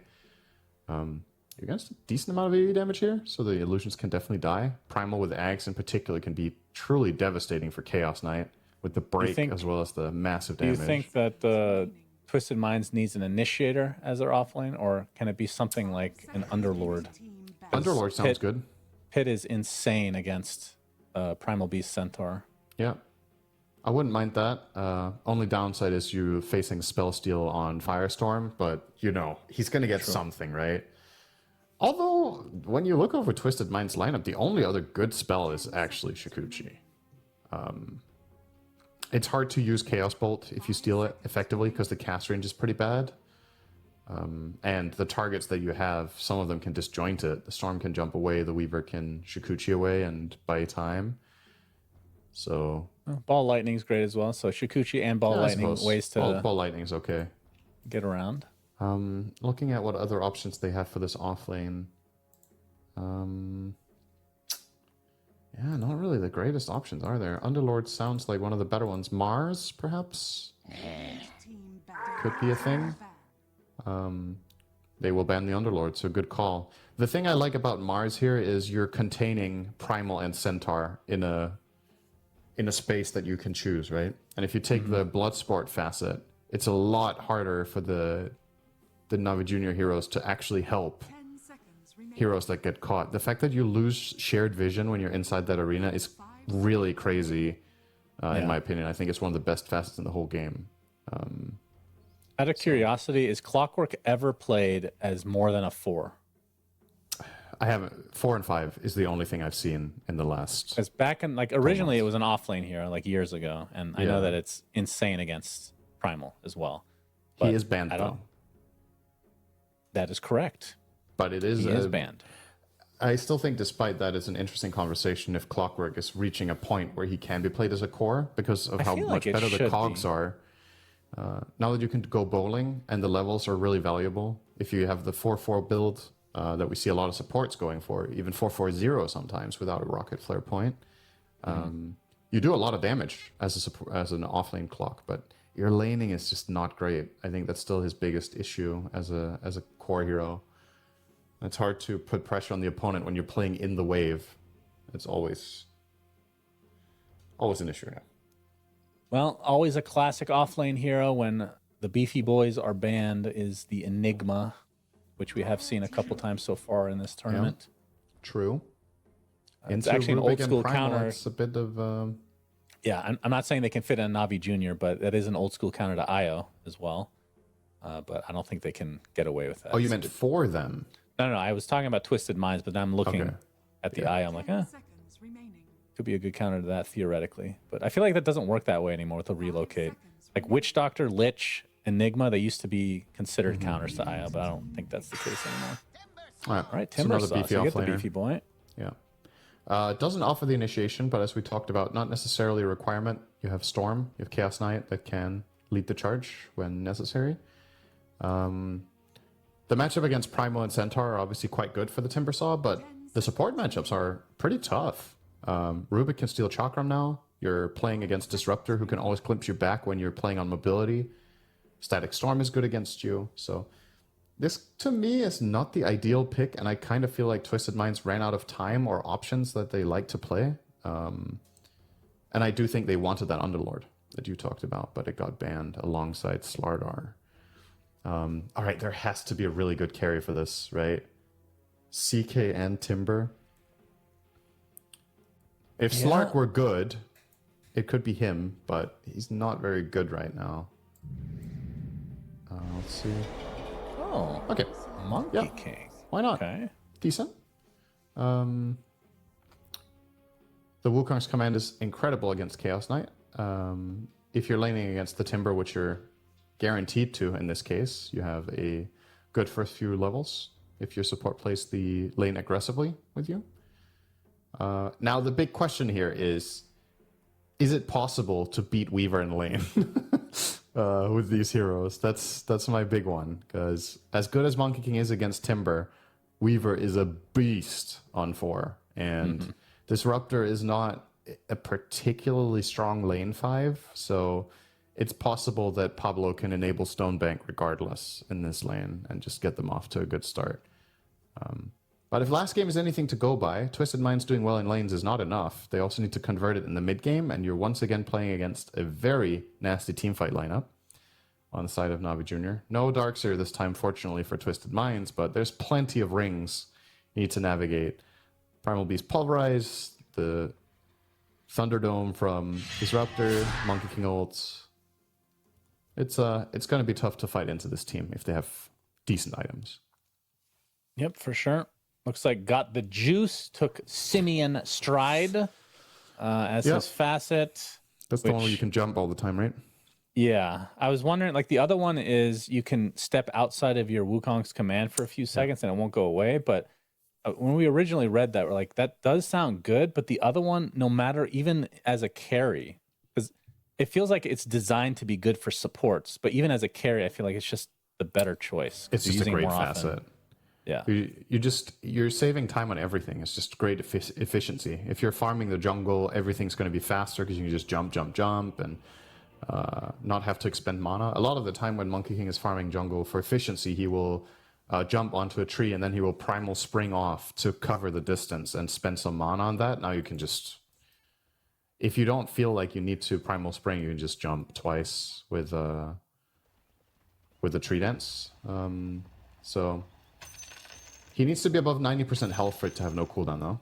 But as you're jungling on Monkey King, if you just have any sort of decent region, you're going to stay above that. yeah. Okay, As let's we see how make this it plays into out. game number 2, where Twisted Minds have to win the next 2 to stay alive for the TI Dreams, TI13, in fact. Yep. Or else their sights will be set on TI14, which won't be till the following year. That's Assuming that that's actually going to be the case. Yeah, just making sure everyone's aware. the TI13 Valve announced TI14 in 2 months. Yeah, right. Okay. Let's keep it real here. I mean, I wouldn't mind that because then we can get back on track of calling it by the numbers, right? Because then it's aligned with That's the true. year. So, I thought you were going to say I don't mind because then I could go back to Copenhagen, you know. oh, you want both in Copenhagen? What are you, greedy or something? Can I just have every event in Copenhagen? That would be great. Yeah, as if every other place we go is not close enough to you. Yeah, it's Your 2-hour plane rides. your Europe is it's not good enough. It needs to be all the way back home. All right, rune time. Stonebank against 3. We'll give it up and Talk to me about the Timbersaw facet, which is Shredder. So when Timbersaw collides with a tree, it shatters. I feel like the other one, I believe it got nerfed if I'm not mistaken, but that was the more popular, which is the second chakram. The chakram, like the infinity sign or whatever it is. Yeah. That it throws out.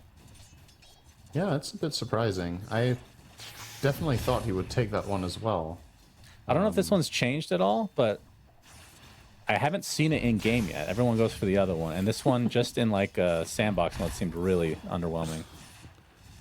Yeah, I mean, we'll see. We'll see if it's a noticeable impact. I was just having a laugh because God the Juice showed up to lane as a tree and just walked toward Timbers on. I was like, this is the worst nightmare. Yeah, you know, for lore reasons, but fortunately, I mean, it was just a monkey. You should be able to timber chain to that. That needs to be in the game. Yeah, at that some would be point. quite funny. And same with Treant Protector. I'm of sure it's course. going to break Rupik somehow if that works. So be careful. That's fair. That's a scary one. Yeah, any of these lanes you expecting anything juicy? I got the juice specifically, maybe. I think compared to last game, this is more of a level playing field, which is good news for Navi Junior since the lanes didn't go too well, but they still won. I don't see the IOCK really putting a lot of pressure on Centaur Rubik. And in the bottom lane, that's the one for me, is how much can Pablo get done here when he gets level 2. One of the reasons Weaver support is so ridiculous right now is that now that Geminate is your innate ability, you a lot of the time can go just Shukuchi into the Swarm level 2 and have this incredible power spike early on in the laning stage. We just do so much damage and provide so much disruption with the bugs. Don't know if they can manage to pull that off in this lane position though. Ideally, Twisted Minds want the lane to be pushed so they can have chase down potential and use the trees. So we'll see if they can manage to ideally push the wave so hard into the tower that it goes back the other way, but you can see Got the Juice is stabilizing it. Actually, maybe overreaching a little bit with that stun. Will push the wave now, so perhaps leaving a little bit of vulnerability here. Mid lane, Stomping is going Niku. full offense. 1-1-0 build.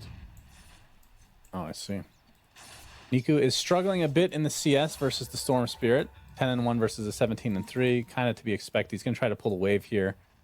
And we should talk about his facet a little bit because we haven't gotten to cast him yet. But that's the one where Uproar with each stack will increase the AoE of your spells, which I don't know if... I mean, have you seen this one in a pro game yet? Because the first thing that I see in pubs is the Bloodstone to get even more AoE.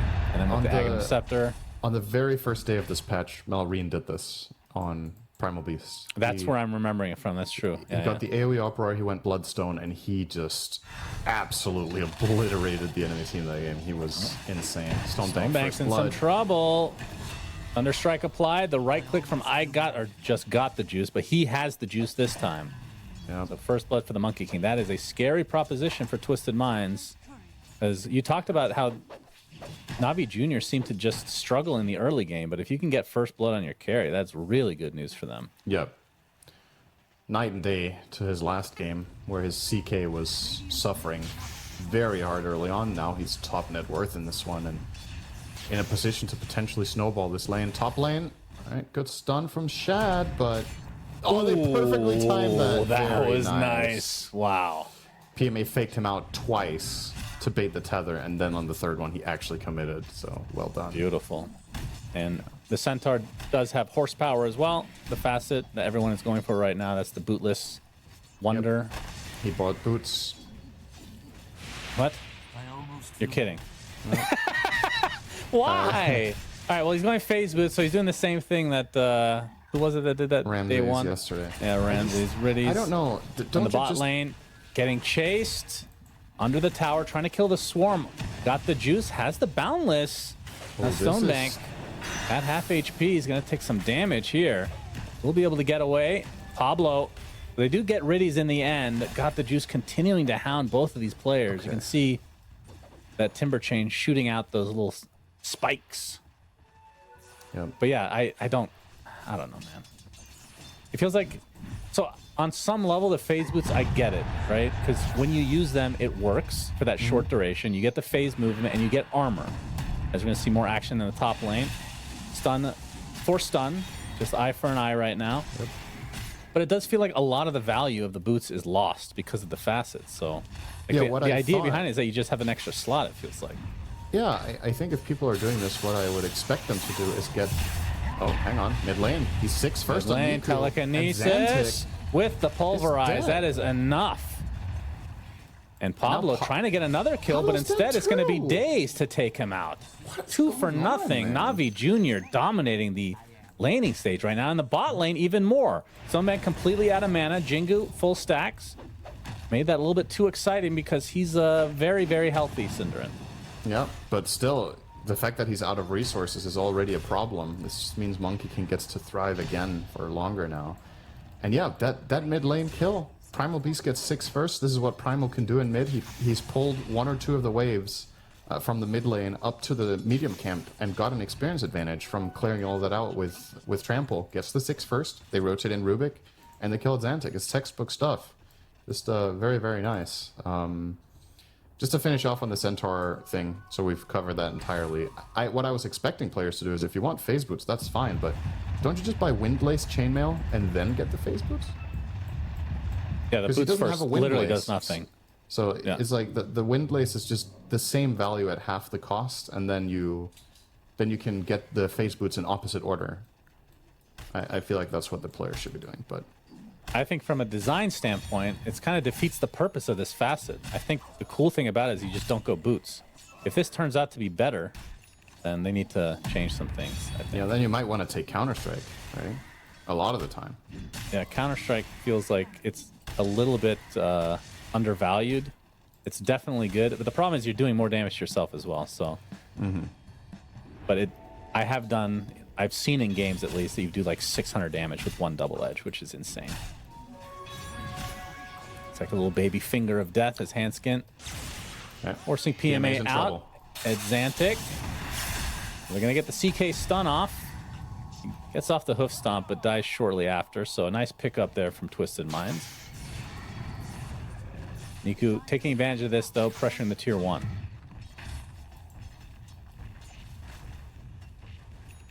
But right now, looking at the CS, the Storm is doing quite well off the top of that kill as well, but definitely leading the way. It's not a big difference between him and Niku, though. I think that's good news for Navi Jr., as we talked about their laning stage.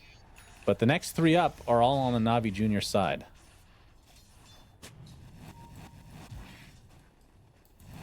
And the particularly concerning thing is probably Stonebank, but at the very least he's got his 6 now. This is when things can get a lot easier for him. Yeah, they got the Pulverize for the Weaver. Do they have the damage? Yes. Pablo's taken out Riddies. A little bit of trouble, but Daze has made his way over as well. It will be the death of the Disruptor. Now, Daze in a little bit of trouble, completely surrounded. But Got the Juice has made his way over with that Wukong's command. They have the damage on this. Nope, they don't. He makes it to the high ground. Hanskin does die inside the Wukongs. Daze stealing Chakram. And looks like Stonebank should be able to get out. Daze got greedy there. He wanted more. They could have 100% killed the Storm if he telekinesised him, but he thought Storm, by being out of mana and being in the Wukongs, would already die, but he pops the stick and he jumps out and takes away. Stonebank. Nice they cancel it. Nicely done. Easy kill. Niku just followed him the whole way with that invis. Nico is playing a really good game so far on the Primal. They've had him on Spirit Heroes in every game we've seen so far, and this one is definitely the performance that I'm most impressed by.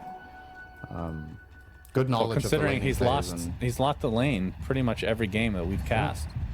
Exactly. This hero against Storm seems to be much more comfortable for him. He just, as you said, was losing the first few waves, but then he gets level 3. He just starts cutting the waves and farming jungle together with them and gets ahead and stays ahead, as it looks.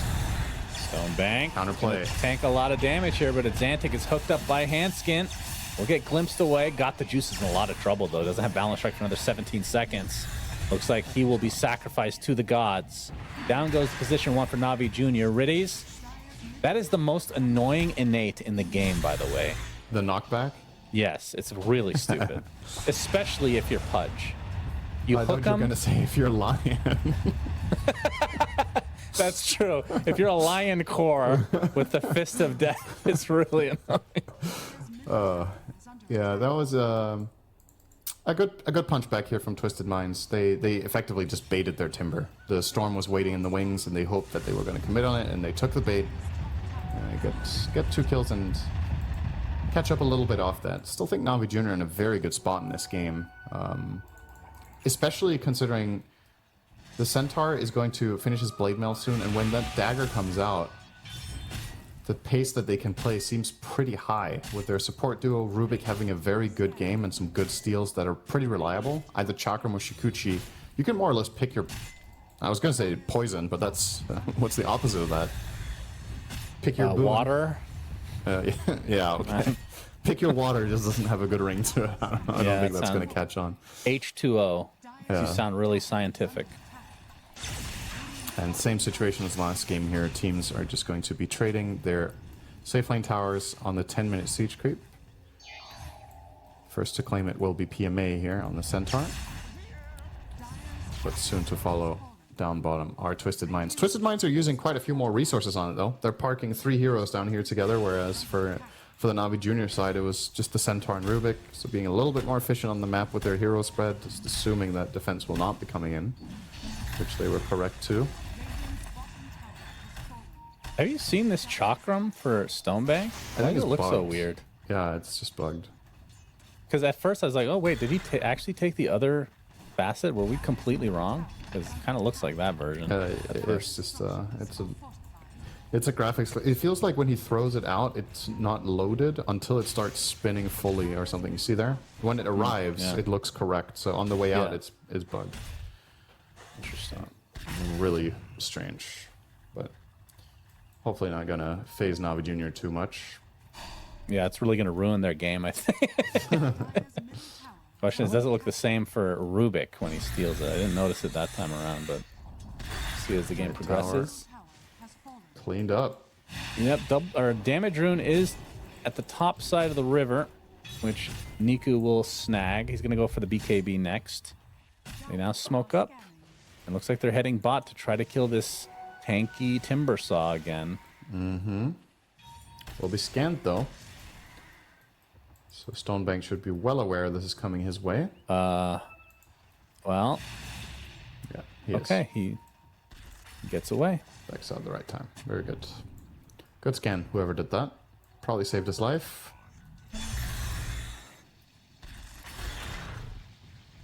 Get a nice juicy stack here it's as very well. hard to gauge how much damage the splinters are doing in this farm. It's... yeah, I mean, doesn't it say how much? Splinter damage is 80.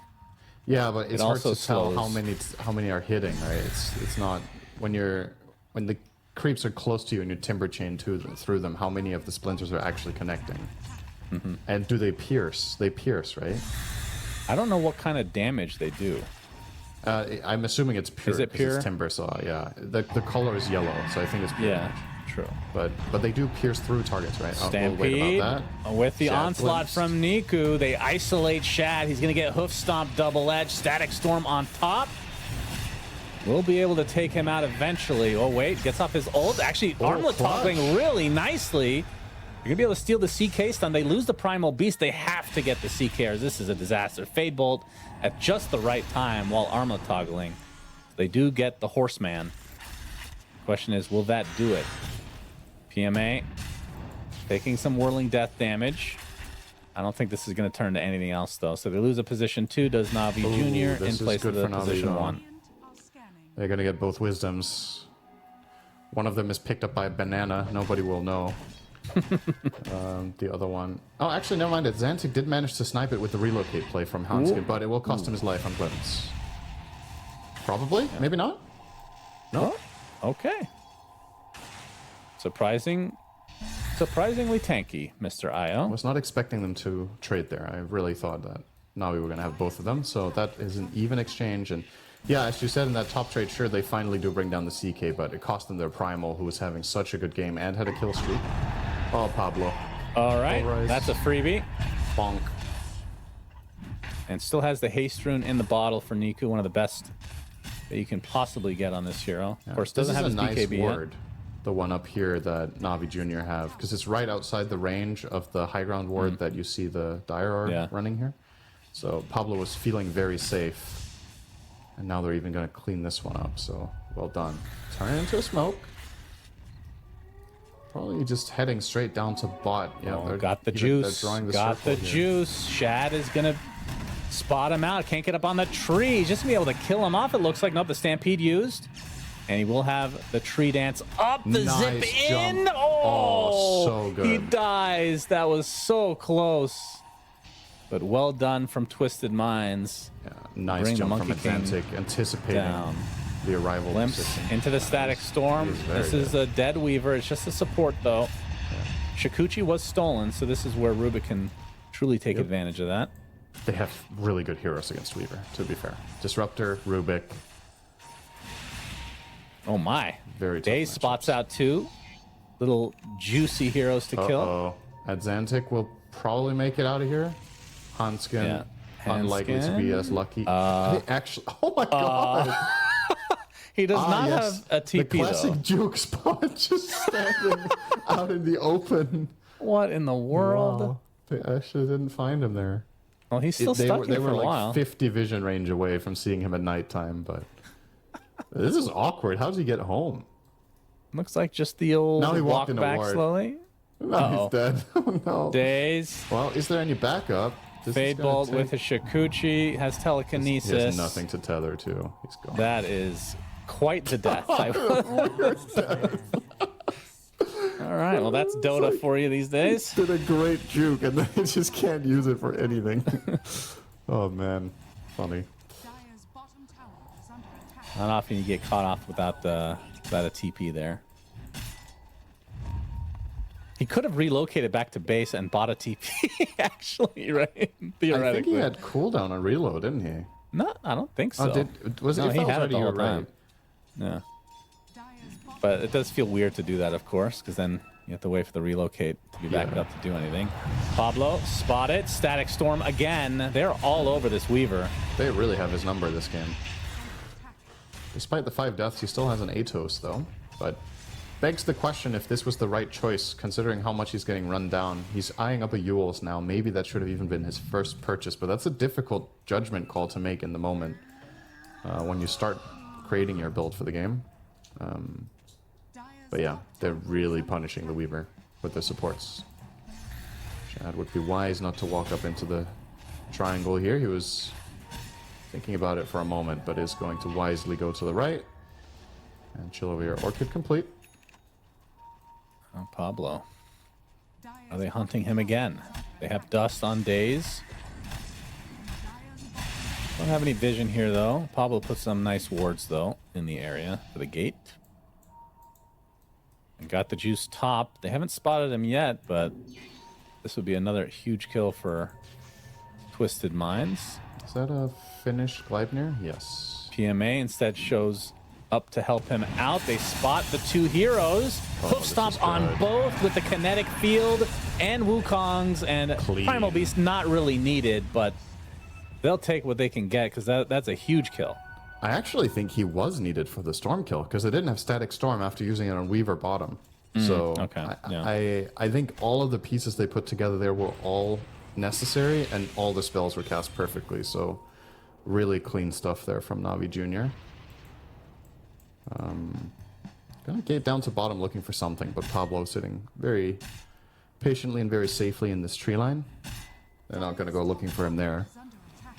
But he's also not accomplishing anything. It's just AFK. Never feels great. Yeah. Just sit there and wait. So Weaver's been one of those heroes that's been banned every game. Yeah. One of the most contested in the qualifiers. What do you think makes him so strong, other than the flex potential? Like, have you noticed him being more effective as a carry versus support? He's just I think the main thing that happened to Weaver in this patch with the facets is not only did he get the innate that gives you a free Geminate skill point level 1, which is obviously amazing, right? It's a 10.5 second cooldown, but double attacks are really good when you're trading because heroes aren't just AFK standing and trading with each other all the time until someone dies. It Right. comes in bursts. So every time you trade better, and your skitter step. Stone Bank, Static Storm on both him and the Storm Spear. Actually, no, Storm Spear on the outside, but either way, they should be able to get the Timber Saw. Indeed, they do. Daze taking most of the damage, though, from the Storm.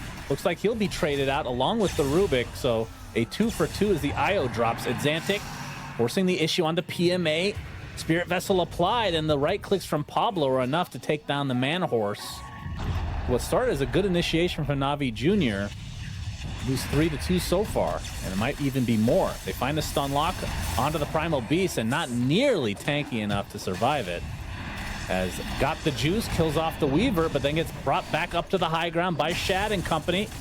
Gets the Jingu stacks, but it's, again, not enough lifesteal. Good trade overall for the side of Twisted Minds. They will also relocate in their Ion, give it Xantic a nice little refill. And a mid-tier 1. So very big swing there. I think this is kind of the ideal way for Twisted Minds that a fight can start, and it was Navi Jr.'s choice. I think them initiating on Timbersaw in this fashion is really, really good news for the Dire team. Sure, they do kill the Timber, but Stonebank went Pipe, which is a very uncharacteristic item for Timbersaw to buy nowadays. Having this super defensive item on him makes him way less of an offensive threat, and I would argue you just don't go on this guy now. Focus his That teammates is interesting. instead. Eternal Shroud has been nerfed a lot, Yeah. but He still you has do it in his feel... quick buy. He might want both. Okay. I was gonna say, like, the mana regen aspect of it feels like it's a must-have for Timber if you're gonna go for the magic. That's interesting. Yeah. I mean, it's good to see Pipe making a bit of a comeback than it has been. He's like, Pablo, I will save you. You cannot save yourself. And, well, he died anyway, so. But maybe next time he'll live. Well, Niku, I don't think he had BKB for that fight, if I'm not mistaken. It's still at 9 seconds. But that is a huge pickup for Primal in general. It's a must-have in every single game, it feels like, as Roche will be attempted by Twisted Minds, and it looks like it's a freebie. Yep. Xantic finishing the Meteor Hammer. Gonna put it to use immediately. And Roche will indeed be going down. So I would like to see Niku go Ags now, I think, on the Primal. It's probably realistically between that and Blink. The really big upside to getting Dagger is Twisted Minds have no BKB piercing cancels, so he can Blink, Polarize, even Storm when he's BKB'd if he's clutch about it. Or of course it's a really great way for him to initiate and control the CK and his illusions as well. The really major upside to the Ags here though is you're just eating CK alive when that's running. Like, it's incredible damage, the break is nice, it's very, very strong here. There's a little bit of a side benefit with the break against Timber, but that's kind of negligible because you're unlikely to get it when you want it. But yeah, I think for him it's between those two. Shiva's is of course always an option as well against the CK. It's very nice, but I'd rather see that on the Centaur, and as a matter of fact, he has queued that up. So I think that's a good distribution of items here. Have the Cent get the Shiva so Primal can get bigger items and carry the fight. Is under attack. It might be a tier 2 tower trade at this rate. Meteor Yep. Hammer being put to Looks use like by it. Xantic in the bot lane, Has fallen. and it will be a 1-for-1. Shad about 3/4 of the way to his BKB, and looks like it's Xantic already has the BKB, and is going for Eternal Shroud on the top of that. Got the juice with the Gleipnir into BKB, so he's still about 800 from finishing that. That's likely the threshold in which they're ready to start fighting a Yeah. bit more, because Nico feels very ready. Yeah, I am curious what his next item. I would love to see the Ags personally. Considering he hasn't bought the Dagger yet, it feels like it's not that, at least, because he has had the gold for that for a minute now. True. Just hoarding it. Yeah, there we go. All right. Ags it is. Happy to see that. Does feel like when you get that facet, you kind of want to go Ags at some point. Yeah. Readies. Oh, they're spotted. Oh, the Monkey King gets a silenced much bigger and prize. killed. Oh boy. Got Good the lord. juice, has lost the juice. Very unfortunate for Navi Jr. And with that, Twisted Minds can just abuse the map, get more towers. They still have that Aegis for another 2.5. And the worst part about that death is I don't know how much money he lost, but He was pretty close to BKB. Yeah. Now a Tormentor steal. Oh boy. That's a big moment. Yep. Huge swing from that one kill. Nice job from Twisted Minds to just maximize the advantage out of that situation. So yeah, Niku, 1,000 away from the Ags. We just saw Pablo pick up the Yules as well on the Weaver, so he's going to be a much harder kill. They can't just combo him in the Static Storm and take him out. He can buy himself time. He can have his teammates connect.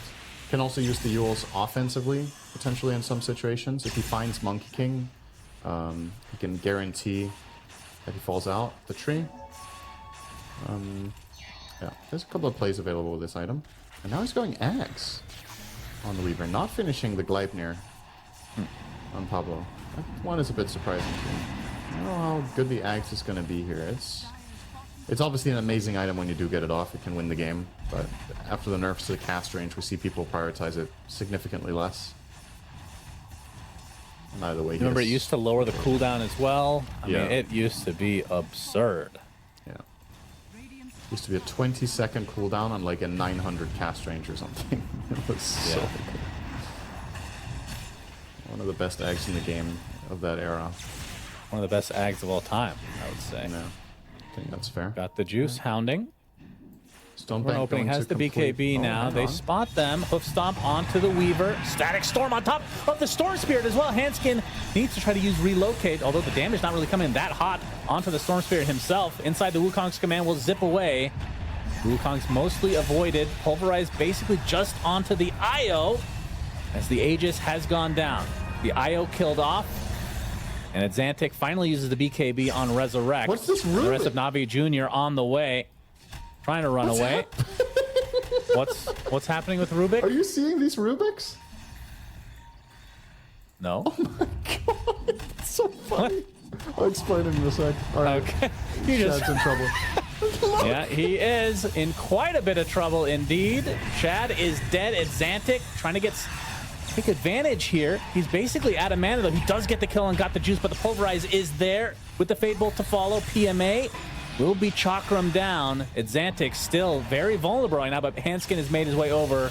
He has a mech. He has a nice, juicy, great healing Lotus as well. And the onslaught for Niku. BKB TP. The fact that he didn't use BKB the whole fight is crazy. Did you not? Okay, is this just a graphics glitch for me, or did you just not see it? I did not see it. Rubik stole the static remnant. And the static remnants that he was throwing out were like 2.5 times Rubik's size, and they were constantly just spinning their staff animation. Oh, really? In the air. It was all over. I thought it was super distracting. It was all I could see in the fight. Are you casting on? Are you watching for like your camera or the production camera? I'm just watching myself in game. Yeah, so same. that's why I'm saying it might just be a glitch for me only. But we have the same Timbersaw issue with the chakram, right? So maybe it's it just looked really funny. All right. Well, when the dust settles, I actually think that was pretty all right for Navi Jr. That was the fight into Aegis, and they maintain a 5k deficit out of that situation. Of course, Xantic getting very rich off of that.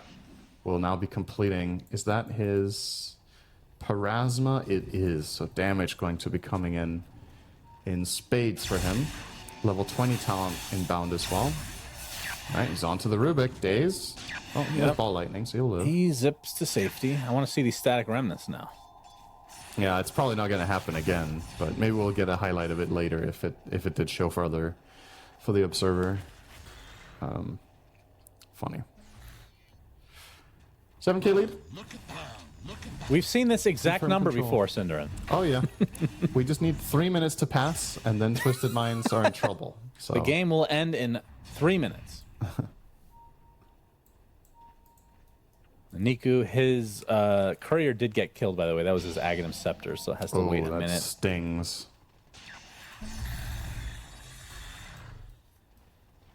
I mean, Stonebank's build is, I don't know. That's something.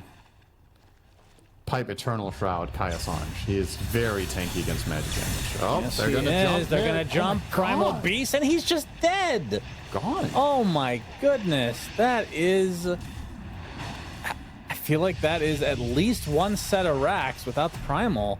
And the zip onto PMA. Gonna get the hoof stomp off, but now he's surrounded. BKB. Stonebank coming from inside his own base. Oh boy. I feel like almost everybody BKB stampedes there, but he thinks he can live? No way. Twisted Minds. All right, well, Hey, we didn't have to wait up to 32 minutes, Shannon, and it was the other team, so... I mean, I might be right about the 3 minutes, how long this game's going to last. That escalated very quickly. Couple of big core mistakes. The Primal Beast being out in the open entirely unprotected. He dies. And then the Centaur not BKB stampeding, so he dies. Lane and a half gone. Just like that. That's CK for you. Ag's now complete for Niku, but is it too late? He's queuing up. Surely Meteor not hammer. finishing this Meteor Hammer, right? Meteor hammer. I mean, it's bigger AoE, Cinderin. Yeah. I would much rather see a Kaya Sanj, I think. Or Sanj and Yasha, even. But, no. Or, sorry. Oh, yeah, they're never going to mind. smoke. Kaya Sanj. Looking for an opening. Oh, Twisted Minds look very ready for this. Nice Stomp Yule. doesn't look like it's going to hit there. Static Storm onto 2 heroes with the trample following. Rubik's going to zip away, being chased by Storm Spirit himself. The double edge brings Pablo down. Daze is the trade. He buys back instantly. Xantic very healthy right now, but the Pulverize, only a couple procs go off. And Shad, he's in a lot of trouble. Half HP, has to pop the BKB in retreat. Got the juice, is still on the trees, being zipped on by Xantic. Not able to take him off the trees, though, in the end. But again, the Primal Beast just melts. Double kill for Xantic. And a nice hook stomp from PMA. The Gleipnir to follow. Got the juice, surrounded and killed. No buyback available. The Centaur is next. That might do it. GGs are called. So this is going to a game number 3, Mr. Cinderman. 32 minutes, baby. It's over. It's This is when over. these teams decide who wins is around that half-hour mark. And this time around, it will be the Twisted Minds getting it. Much, much better game from Xantic in particular here on the Storm Spirit. He had a great time. Of course, it helps a lot having IO, giving you all that mana, just acting as that battery. They took full advantage of that. And I don't know, interestingly, this Timbersaw build actually worked quite well because what physical damage does the enemy team have? You're blocking a ton of Primal Beast, you're blocking Disruptor, Rubik, Centaur. They're all magic damage. And the Monkey King didn't go the Battle Fury physical damage build. He went Gleipnir. So when you do have all this magic resist, you're just extremely tanky. And I think Stonebank with a very clever deviation from the norm there. What I don't know is if he actually even needed both. Like, I don't know if the math really favors you getting both when you have the pipe. Maybe the Eternal Shroud, you just buy some bags, right? Or whatever, get health for your magic resist and get the utility, but end of the day, it worked. He bought the pipe for his team and the Eternal Shroud for himself. Yeah. That's, Well, the pipe also works on you, so. yeah, but the Eternal Shroud feels better to get, Cinderella. Oh, way better. Absolutely. Get all that mana, as we see. I mean, the game was pretty even for a good portion of this game. See, around the 22-minute mark, it was dead even in net worth, and then escalating very quickly. I think the courier being killed that had the rest of the Ags for Niku definitely hurt a lot, and then he died around that time as well. I mean, the game just ended from deaths outside base on course, right? Both the Primal Beast and Centaur had no business dying like that, and you just can't slip up. Even though this isn't like the tier 1 level these teams are at, when the mistake is clear enough, the punishment is going to be there. Like, Twisted Mind had no doubt about going on that Primal Beast instantly when he was out there, and they fully capitalize on it. So that's the kind of mistakes that you just can't afford. And you could argue Twisted Minds made similar mistakes last game. I do feel like the way they lost was quite different in nature, though. It wasn't, okay, we have these 2 heroes out of position that die and don't buy back and just lose racks. That time they lost a full-on 5-on-5 team fight just getting outplayed. But this one was honestly a little bit disappointing, because I would have rather seen Twisted Minds win off of a great fight than off of just getting freebies. Look at Primal Beast portrait on this graphic. Where did they get that from? That is definitely not the in-game. It's so, That's true. It's from National Geographic, that one. very seldomly seen beast of burden out in the wild. Niku, I mean, maybe he needs to lose his lanes to win the game, Cinder, because this is the first time he won his lane, I feel like, or at least became even, and they end up losing horribly. What a score line, by the way, for a win. The Dire wins 22 to 22. That's rare that the kill score is even when the game ends. So a little bit of a unicorn this game. Look at Weaver's face on this screen. That looks blurst. I love these, man. It looks like he's concerned for your health. It's like, are you okay? Yeah. And Io is just the same face as always, of course. Fair to highlight Xantic in this one as the standout player, I would say. I think he did a great job on the Storm. Did what he had to do. Despite getting killed in lane by the level 6 Primal plus Rubik rotation, after that he went effectively 9, 1, and 10. And took great advantage of the Io pairing that he had to really extend his reign in fights and do a ton of damage. And look at that kill participation as well, almost 90% on Storm. Very healthy numbers. Yeah. Yeah. Okay, well, that's the end of game 2. We're going to get our first 3-game series that we get to cast Cinderman.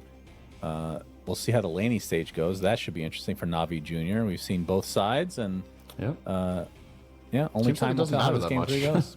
Yeah, it's kind of irrelevant. It's almost like a turbo mode game in some fashion. Yeah, winner of this next series stays alive. Loser is out. Not going to be going to TI13. So stay tuned for game number 3. Headset of PGL tournaments. Now, with a wireless version. Experience unparalleled speed and reliability with the latest wireless technology, advanced hybrid ANC, and built-in EQ for your favorite game. Designed with elegance and durability, and extreme noise-canceling microphone. Always stay one step ahead with Aspire Wireless.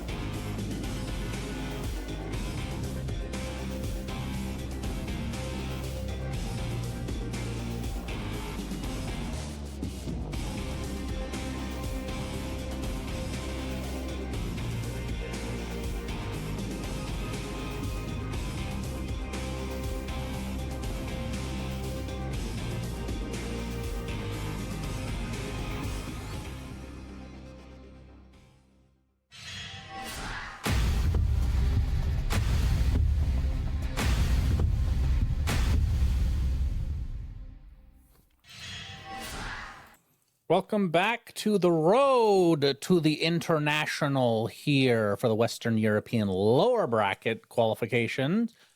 Suns fan here with Cinderin. It's me. Erin. And we are casting Navi Jr. versus Twisted Minds. It is currently 1-1, so we got a game 3 coming. Loser goes home. Yep. Or stays home. Winner will move on to the next round. Actually true. Loser stays home in this tournament. And the winner of this match, or this game specifically, I guess at this point, will face off against the winner of our following series that we will also be casting, which is Mouse versus Dandelions. Yes. So, should be. It's actually looking at the bracket, Cinderin. The upper half, there seems to be quite the difference than the lower half, doesn't there? How do you mean? In terms of just known entities, right? You got PSG Quest and Nigma on the bottom side, along with Team Bald, which, you know, they came in through the opens, but they, like we said earlier, they have some really good players, very historic players on their lineup. So it'll be an interesting day. The thing about a bracket like this is even if it is weighted in a certain way, not necessarily by design, obviously, but just if that happens, there's no difference in this tournament between getting 3rd and 10th, right? That's true. You have to get top 2, and if you want to get top 2, you have to be able to beat every other team. So it's not that big of a difference what draw you get, so to speak, I would argue. You could say it matters mainly in the upper bracket, actually, where if you get the right draw and you get the good matchups, then you perhaps avoid a team you have a bad matchup against up there, and you could get a fast track to TI in that sense. If they get knocked down by another team that is better at playing against them in particular. But in the lowers, you know, you kind of need to grind it out no matter what you do. So anyway, let's see what we got here. So Darkseer will be banned again, and Twisted Minds will grab their Weaver once more. But this time Rubik is banned, so Navi Jr. have to look for a different counter pick to Pablo this time. Do they grab the Disruptor that they ran last game as a first pick, or is there something more valuable? 10 seconds remaining. Well, it's interesting that they ban it, though, because they just beat it. You know, they're not confident in doing it again, apparently. Well, Days was, I think, a Grandmaster Rubik, and it was a good matchup, so I think they're going to give it the respect it deserves. I think Days played a good game, but there were other issues in that game than his Rubik performance in particular for the side of Navi Jr., whereas for Twisted Minds, the Rubik was actually a major thorn in their side, even though they won. So the hero that was banned last game that is not this time is the Beastmaster. Not sure if that's going to pop up early or not. True. It will not, but Tony himself. This has been quite the hero in this patch, but looking at these picks bans from last game, it wasn't actually, it was just ignored. I didn't even realize that. I feel like it's mostly been banned from the games that we've been casting. Yeah, it's been banned in a lot of our games so far. But yeah, we'll make it through here. Flex pick can play all roles, in my opinion, maybe except 5 at a pro level, but all the other 4 are fine. Makes for a very versatile start to the draft. You know, you have a guaranteed burst hero, you have stun from range, and he's a solid laner that, as mentioned, can play in so many different roles that you can just build around him the way you want. So yeah, it's in a way, it's kind of a similar logic to Weaver, just that Tiny plays more roles, but I think he's less broken overall than the Weaver is. Well, I would argue he was more broken until the nerfs came in the last patch. Yeah. That's fair, I think. And I think pretty much every aspect of him was nerfed in some capacity. So the fact that he's still being respected this highly just goes to show how strong he actually was in the previous patch. That's also something I think is really fun to see when patches come in, is what heroes were so broken that they remain first pick after getting 2 nerfs. Because then you start thinking of, okay, the experience that teams had having to deal with that hero in the previous patch was just like, okay, you know? It happens occasionally that heroes get that overtuned, and you need to clearly... What do you think the most broken hero of all time was? Was it Death Ward Ricky? No, just Dota. In all of Dota's history. All of Dota. Was it Death Ward Ricky? I mean, I think the most broken hero of all time was probably Gambler. but he was really stupid. And the way in Never which got he the was chance to play against him. the way in which that hero was broken was full RNG. So effectively, his ulti was you did an amount of damage between 1 and your current gold, capped at I think 1500 on level 1, and then you had 20% chance when casting that spell of losing all your gold. So it's like, that's the most broken hero, right? Because if you're lucky, you just keep one-shotting people, and if you're unlucky, your game is ruined. So Yeah, but let's say there was a more established pro scene. You actually think that would be first pick, first ban kind of thing? That's a good question. So. I don't know. I don't think so. It's so hard to wrap your head around like how a hero like that even works, right? It was just so stupid. Okay, among normal heroes, so to speak, I think the most broken hero Dota 2 has ever had was on release Earth Spirit, probably. But people were just not good enough at playing it, aside from a handful, of which Jerax really stood out. He had an absurd win rate in pubs when he played that hero when it came out. I think it was like 70% over I don't know how many games. It was like really high. Then the hero got multiple nerfs, and he still owned with it at TI as well. So that hero, on-release Monkey King in Dota 2, was also extremely powerful. Centaur for the week that Stampede stunned was also pretty crazy. That's when I was ranked 6th in the world on Centaur. Yeah. And maybe, really like you said, the Death Ward Ricky as well, but it's so hard to contextualize because it was a different time, right? People were worse at the game. Things that might have been really broken back then might not now, with what players know and how good they are. Yep, that's true. And there's so many variables because the game was entirely different. The map was different. The amount of gold was different. The way everything about Dota was different 20 years ago. So, okay, back to this. We've got a couple more heroes coming in. So Navi are going to run back their Lion that they ran in game 1. Let's see what facets he takes this time. No side bets. Dude, if he picks it again, though, then it's not a mistake, surely. Gonna laugh my ass off. All right, Ench and Storm will be picked again. So Twisted Minds, 3 Storm games in a row. But the Enchantress is new, and I wonder what prompted this choice, because if these are the supports, the Ench and Weaver, this is a support duo that doesn't offer any sort of lockdown or like meaningful control in fights, and it limits your draft in the sense that you need to cover those bases with other heroes a lot more. So perhaps they're leaning carry Weaver here for that reason. It's not the best Weaver game in general, again. I feel like Navi Jr. are really trying to target this hero. Previous game, they had Rubik Disruptor. This game, they have Lion, Tiny, and now also Voice Spirit. Tons of really quick burst and lockdown. Also a good way of killing Ench. So I think Navi Jr. is setting themselves up for a very skirmish-heavy lineup, which I always love to watch this type of Dota. I think it's very entertaining.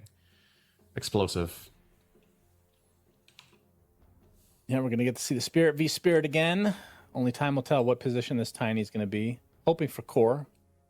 Heard so much about it, Cinderin. Status resist is out of control. Yep. But there's a lot more lockdown, that's for sure, for Navi Jr. And they were the team that had 0 lockdown in that first day, if I'm not mistaken. They didn't have much, at least. They were going stunless for a lot of those games, and they're going to take the Beastmaster. So this, again, was banned in the first phase in game number 2, and they get it really deep into the draft.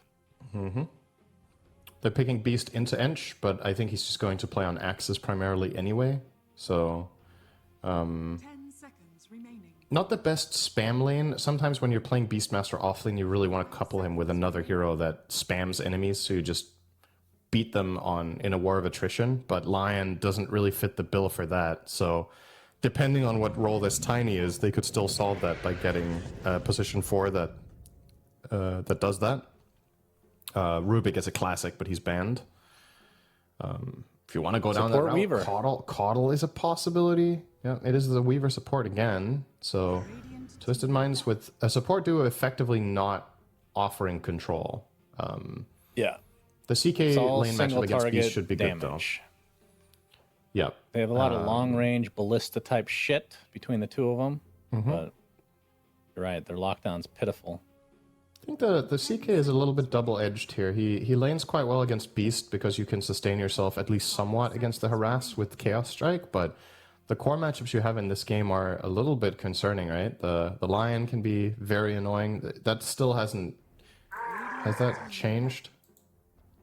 Well, the CK illusions can't get mana drained out, right? Am I tripping Well, here? there's one facet that makes them strong. I think the other one... He has to choose that one. Yeah, but that's the one everyone takes, Phantasmagoria, right? Yes. So far today, that's the only one they've taken. I don't even know what the other one does, actually. What is the other It's the one that gives you a chance of applying break, disarm, or nothing when you reality rift people. That's right. Okay. That one feels more like a support facet, actually. Yeah, I suppose, but this hero has not seen support play in a long time now. Yeah, also Tiny. If the Tiny's carry, I actually think the CK matchup's really good. So I would suggest Navi Jr. put him position 1 and then grab a ranged 4 that enables Beastmaster and is also good against CK. Honestly, wouldn't be mad at Coddle here as a 4. I think it's really good this game. Blinding Light against CK is awesome. Illuminate spam together with Axis is tons of harass in the lane. You give Chakra Magic to your Void Spirit so he can own in the mid game. Or the Tiny. Tiny carry loves playing with Coddle. It's very, very nice to get double Avatos in the fight. Yeah, see a lot of upsides for that route. We might be seeing a Centaur for Twisted Minds. There's not many offlaners left. And they definitely need stun. I don't think it solves all their problems, though. I do like the Navi Jr. lineup a lot more right now. Assuming this is a Tiny position. I wonder if they run back the Timber. It's, carry Tiny, potentially Beastmaster. It's a great matchup for Timber. And once again, Navi Jr. have tons of magic damage, right? So you could argue that you could go Eternal Shroud Timber here and be pretty happy with what you see currently in the game. But Tiny will obviously offer way more single target physical damage than Monkey King did last game, specifically because of the build he went.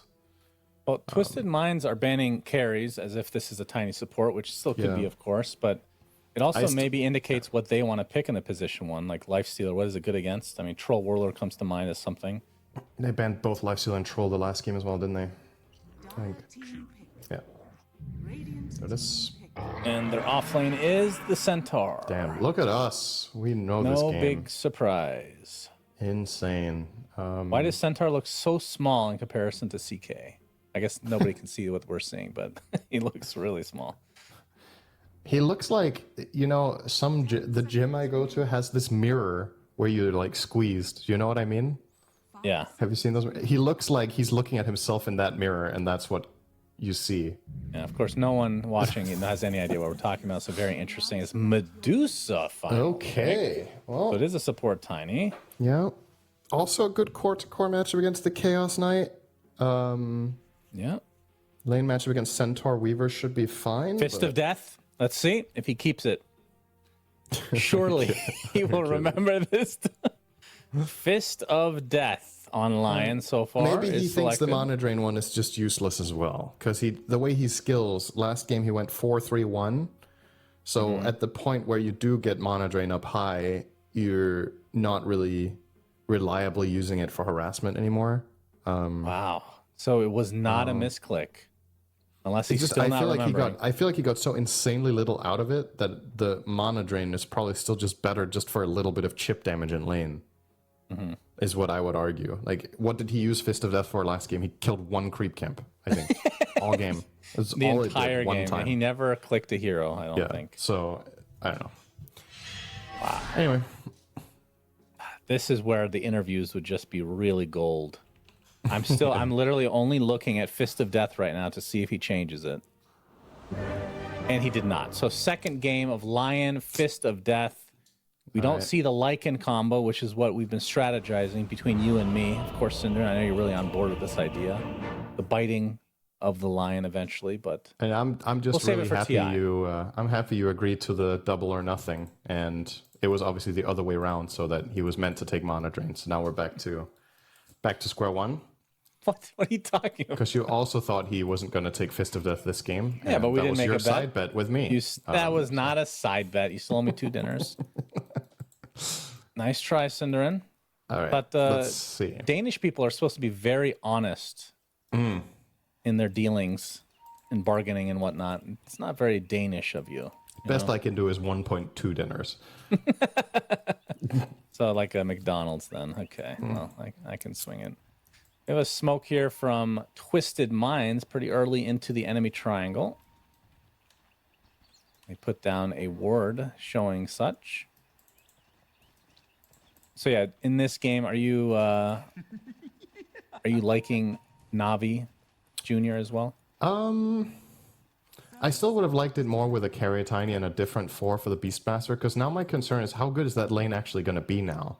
The Beast Tiny against Ench CK, I think, has the possibility to get really dangerous for the Navi side, and if their laning phase goes poorly here, in comparison to other games where they've had like this offlane Darkseer or whatnot, Beastmaster playing from behind is not the same hero, not even close. And they have a way slower carry too, who really needs time. The Medusa wants to farm for the better side of 25 minutes before she really gets involved. So I see a world where Twisted Minds kind of just run them over if the lanes go well. So that's my biggest concern. If that doesn't happen and the game is even at minute 20, kind of like what Navi have got. So I would like to see Twisted Minds really play fast and aggressive and very much take advantage of their Enchantress in particular in this game. Go through the gate, pressure the Medusa who cannot fend for herself against an Enchantress creep. So the Beastmaster taking the Beast Mode facet, which is when you right-click, you get stacks of your wild axes, essentially, and give yourself some attack speed when you activate it. That's a pretty cool one. I'm seeing a lot of Aghanim Scepters with this build. I don't even remember what the other one is. Do you offhand? Oh, wait. As we're going to see First Blood, apparently. What? The Lion ends up dying. Yes, the classic level 1 kill from Centaur Weaver. Yeah. Sorry, what did you ask again about facet? Beastmaster, what's the second facet? I could have looked it up by now, but, you know. I actually don't remember this one at all, so I do have to look that up. Okay, that's let's good. see. Do your job. So, Wild Hunt. Beastmaster attacks faster when his units are nearby. And Yeah, this one that's is right. the active where he can just apply... he can give himself attack speed and put Wild Axis damage stacks on his target. So, do you know if this build changes at all? We're going to see a toss-up. Hanskin, Hanskin big in damage. a lot of trouble. Gets off his He's alive. little attendants. He's continuing to get chased by the boar and company, but yeah, he's starting to look a lot more healthy. He'll be fine. That was very close though. Actually, maybe he has a mango. Yeah, Yeah, toss they get back him. up. They don't. Still healing. They do. And he's dead. I had me at the edge of my seat the whole time. Yeah, I'm glad we got to hear the commentary of Yeah, man, flip-floppy it that must have was. been the same for Hanskin, to be honest. He's probably like, I'm fine, I'm not fine, I'm fine. That was because that was the last attack that was going to come out. I think they overkilled him by like 5 damage in that. It was very, very close. But That is funny. yep. In the meantime, though, Shad is just free farming. So it's like, yeah, sure, you kill the Ench, but it probably cost them like 3 or 4 creeps, so it doesn't really matter that much in the grand scheme Yeah. of things. So anyway, back to the Beastmaster. Do you build this any differently than like a regular Beastmaster, like with the helm and whatnot? I know that you go for the Ags at some point, as I alluded to earlier. But I remember think- that the helm is still part I of the think you build. probably still do the same, right? Just play to your hero's. I don't think either of these facets reworks the hero significantly enough that you pivot. But we'll see. All right, mana burn creep will be not fully dealt with, so PMA will be completely out of mana. Satyr's Soul's Mindstealer, sorry, is very annoying. Daze will have a little Lotus for his friend though, so can get a burst of mana if needed. The mid lane right now, it's Xantic 23-0 versus Nico's 15-0. So that's a good sign for Navi Jr. that he is losing this lane. He's lost every spirit lane that we've cast, Yep. but they've won the Lots single of game action today. here. Both Yeah, sides. top lane. Riddies is in big trouble. Stomp finds the line with the double edge to follow. Riddies attempting to get out, probably being hounded by the Medusa as Fine. well. Both will survive. Top lane, they traded a bit of damage as well, but no casualties as of yet.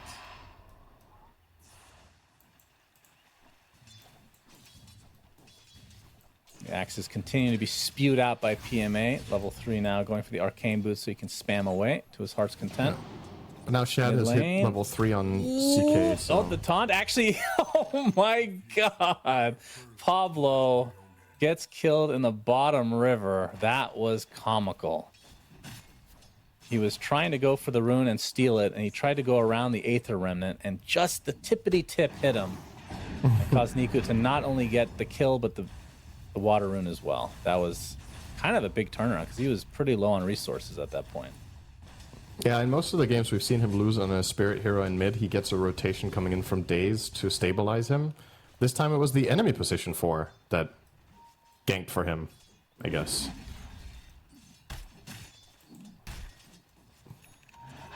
And we'll see what kind of rotations are going to be made for that 6-minute power rune. That's typically the go time for a lot of these supports, especially the likes of... We'll actually see. They don't really have the stuns like we talked about for the supports on the Dire side here. I'm not sure if that changes like your strategy when trying to secure power runes at 6 minutes.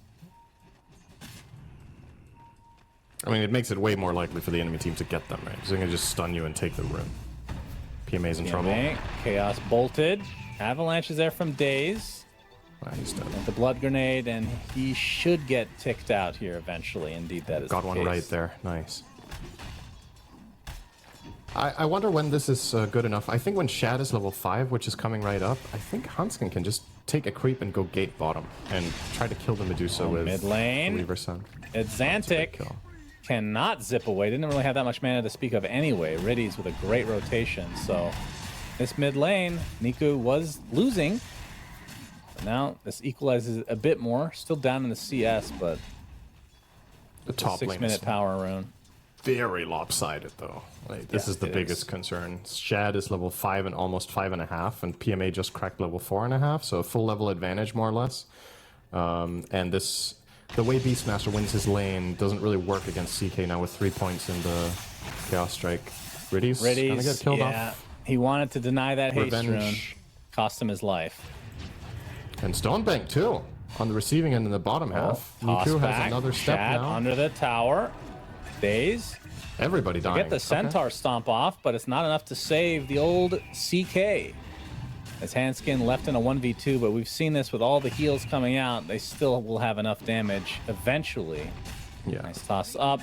One more Axis should do it. Not even needed. Wow, that is such a big sequence for Navi Jr. The lanes were starting to look kind of grim, right? The top lane, they were losing to the CK. He dies. The bottom lane, the Centaur also gets killed simultaneously, and then they also get the Ench. Just 3 back-to-back easy ones they grabbed there, and that is after they just ganked Storm mid with Lion. So all of their moves are working back-to-back. Very good look for them, and perhaps this could be a game where Niku can pop off. The last time we saw him play Void Spirit, it was against Tundra, and his lane wasn't great, and they kind of just got rolled that game, so we didn't get to see him unlock the hero, really. This is a hero that's very momentum-based, and having this early 2 kills is a very, very big deal. Another attempted gank here in the mid lane. Niku forcing the lane up. Hanskin is the one spotted, though. Impale with the Astral Step. Daze is here to help Easy pick. finish it off. The Navi Jr. off to a very good start here. As Exantic forcing them away for the time being, knowing that Niku is basically out of mana. So the 8-minute rune coming up. Pablo already positioning himself on the bottom side. Navi Jr. towards the top. Although Exantic looks like he wants to go to the top area. But the Aether Remnant dissuades him from doing so. Good placement there. Beastmaster cracked 6. Shad. Daze is finding Shad. Now, this is scary. This is a really big moment here. Daze will absolutely find him. Yep, the Avalanche. Ooh, even got the juices coming. Stampede was used, but they get the toss back. There's the roar. Down goes CK. PMA gets credit for that one. Navi Jr. all over the place in this early stage of the game. Very nice. In a good way. Yeah. I think this is where mentality starts coming into play a little bit, not losing your way. This is an elimination, best of 1 effectively in this tournament. And Twisted Minds have just had 3 back-to-back bad things happen against them in a row. They need to not crumble under the pressure. He's fine. The zip in from Exantic. Niku still had the Astral Step, though, so he's fine. Got the juice. Doesn't have his ult. Doesn't have much mana, but the Impale comes in, and the Storm Spirit gets turned around on completely. Nothing is going right for the Dire. Yeah. They need to start stringing some sort of success together so they don't lose their way. This has been like 5 or 6 kills in a row for the Radiant. Just no counterplay working out for Twisted Minds. And I was talking about how the Ench could take over this game early. Has not happened. Hanskin's game is not good right now. So that ship has sailed in a way. It's unlikely that he will be able to find that major impact. And another kill, Finger of Death. Lion punching away at the punch wave. it. Keep punching. All right, that's 2 creeps he's punched in 2 games now. Really exciting stuff. Some damage there. I'm just glad we're getting to see it again sooner so that we know it was not misclicked. That makes me really happy. Has not done anything, of course. It's literally been a non-factor other than just being a great conversation piece, which is more important. Maybe that's what his intention is. It's like, I want to give people something to talk about. I want to get noticed, you know? And that's a nice way to think about publicity facet. Gaining followers on X.com facet. Yeah. Well, for him it might be VK, but true. PMA is going straight Ags, by the way, so we're not going to be seeing the Helm build at all. That is interesting. And bottom lane, you can see Stonebank. So just all over the place. So it's the same horsepower facet, but no boots this time. Go straight for the blade mail. I just feel like there's some aspect, like the idea that you can save 1,500 gold for an early game item is the reason you pick this facet, you know? You know, he still hasn't bought Windlace though. That to me is I don't know. That should just be a given that you buy that, right? Then you're really fast. It's very nice. Yeah. Anyway, can toggle that to death and it all we want. actually makes his 10 talent good. His 10 talents have always been very underwhelming, but 20 move speed with this facet, really nice. Yeah. All right, so this is the same we've seen in plenty of games with these teams so far, both of them, that is. The tower trade at minute 10 siege wave, but this time around, Navi Jr. actually didn't manage to get the trade. So this time, no heroes pushing top, their siege creep is already dead. A little bit of advantage Twisted Minds in that regard. They're going to start invading the enemy jungle before it happens to them. And possibly could hold on to this top tower for quite a while even. It has a lot of health left. They also have the glyph, if they would want to use it on it. Niku on at Xantic mid. Yeah, he missed his Aether Remnant. He's shadowed by Riddies though. Looks like the shield rune will be secured for Niku. And he's very deep into the Aghanim Scepter already. So yeah. 1,200 away. Don't know if I like buying that first here. I understand that it's really good against both Weaver and Storm to have the silence, but with how good of a game he's having, this is not the best scaling item. We've seen other Void Spirits go like an item like Echo Saber, for example, to just like really ramp up Echo Manto or whatever and become a beast that way, but he's going the full-on caster route. Bottom lane, Impale with the Astral Step Finger, punch him! He punched him to death! Only got the 1 charge though, so. But this time he did damage to a hero with it, because he fingered before he died, and then he swung. That is good. And went to farm a camp after. Alright, I'm seeing it. I see you, Riddies. Respect the Fist of Death, Cinderin. Respect. He mazed that. The zip, yeah, he's so close to the Aghanim Scepter. We'll have to hold off though. Days in no man's land now. Well, he has TP support from Riddies, but of course they already know he's used the Fist of Death. Something to truly fear. Pablo. Remnant, this is another Pablo awkward in a tricky position spot. for him. Hiku still does not have the Ags though, so no way to silence, and now they're going to try to retreat. The zip on in, using all the mana of the shield rune, doing a lot for this Void Spirit. He's hoof stomped, and it's still going to be his death. Big kill for Twisted Minds. And Twisted Minds are in the neighborhood now for potential 14-minute rune steal, but they're just out of resources and have to back off. If they still had stuff left in the tank for Storm, I think this would have been double wisdom as well, with no Void Spirit in sight, but just can't can't linger with how much they expended on that. So we'll be going the way of Navi Jr. I reckon they'll be putting this on the Beastmaster. He needs this experience, and he will get it. Yep, 200 away for Ags for him. Got the juice, has his Manta. And we already talked about the Ag and Assessor for Niku. Still 800 away. And then the other side for the cores, Shad on the CK with the Armlet. And working towards Orchid now. Not that far away. Stonebank, Blade Mail. And he just picked up the Blink Dagger. Don't think he's revealed it yet. And it's Xantic, just the Witchblade right now. But not going for... He was going for a BKB, actually. Or is that coming to him? No, he's just going for the Eternal Shroud. So I think this gives more value to the Ags on the Void Spirit, actually. If he's not going to go for some sort of Dispel. But we'll see if they can actually get some kills with it. The main thing I'm still looking at is when is Medusa a part of this game, right? That's because it's all fine that they have the silence on the Void Spirit and they can try to kill the Storm. They might burst him once or twice with it, but Finger punch! well, see you later. 3 stacks now.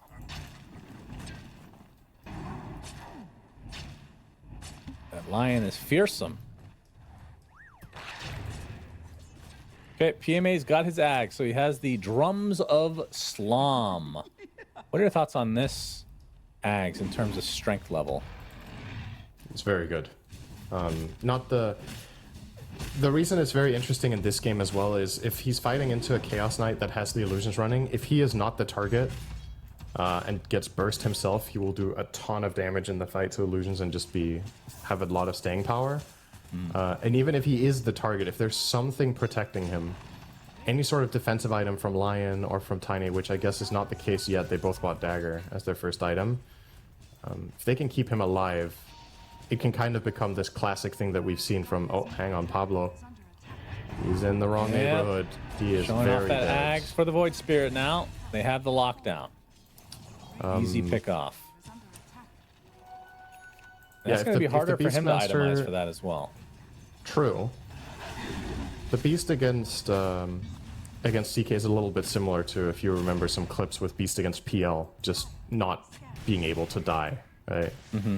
Yeah. If there's enough units nearby, the Beastmaster can easily overwhelm you. CK is obviously way different than PL in that his illusions do a lot more damage, but the logic could be similar. If PMA gets tanky enough after this dagger, perhaps he's going to buy like a Lotus Orb or even a BKB and just stand his ground and outlive the CK. Stonebank being spotted by Daze. Has to use his Stampede, but the Avalanche...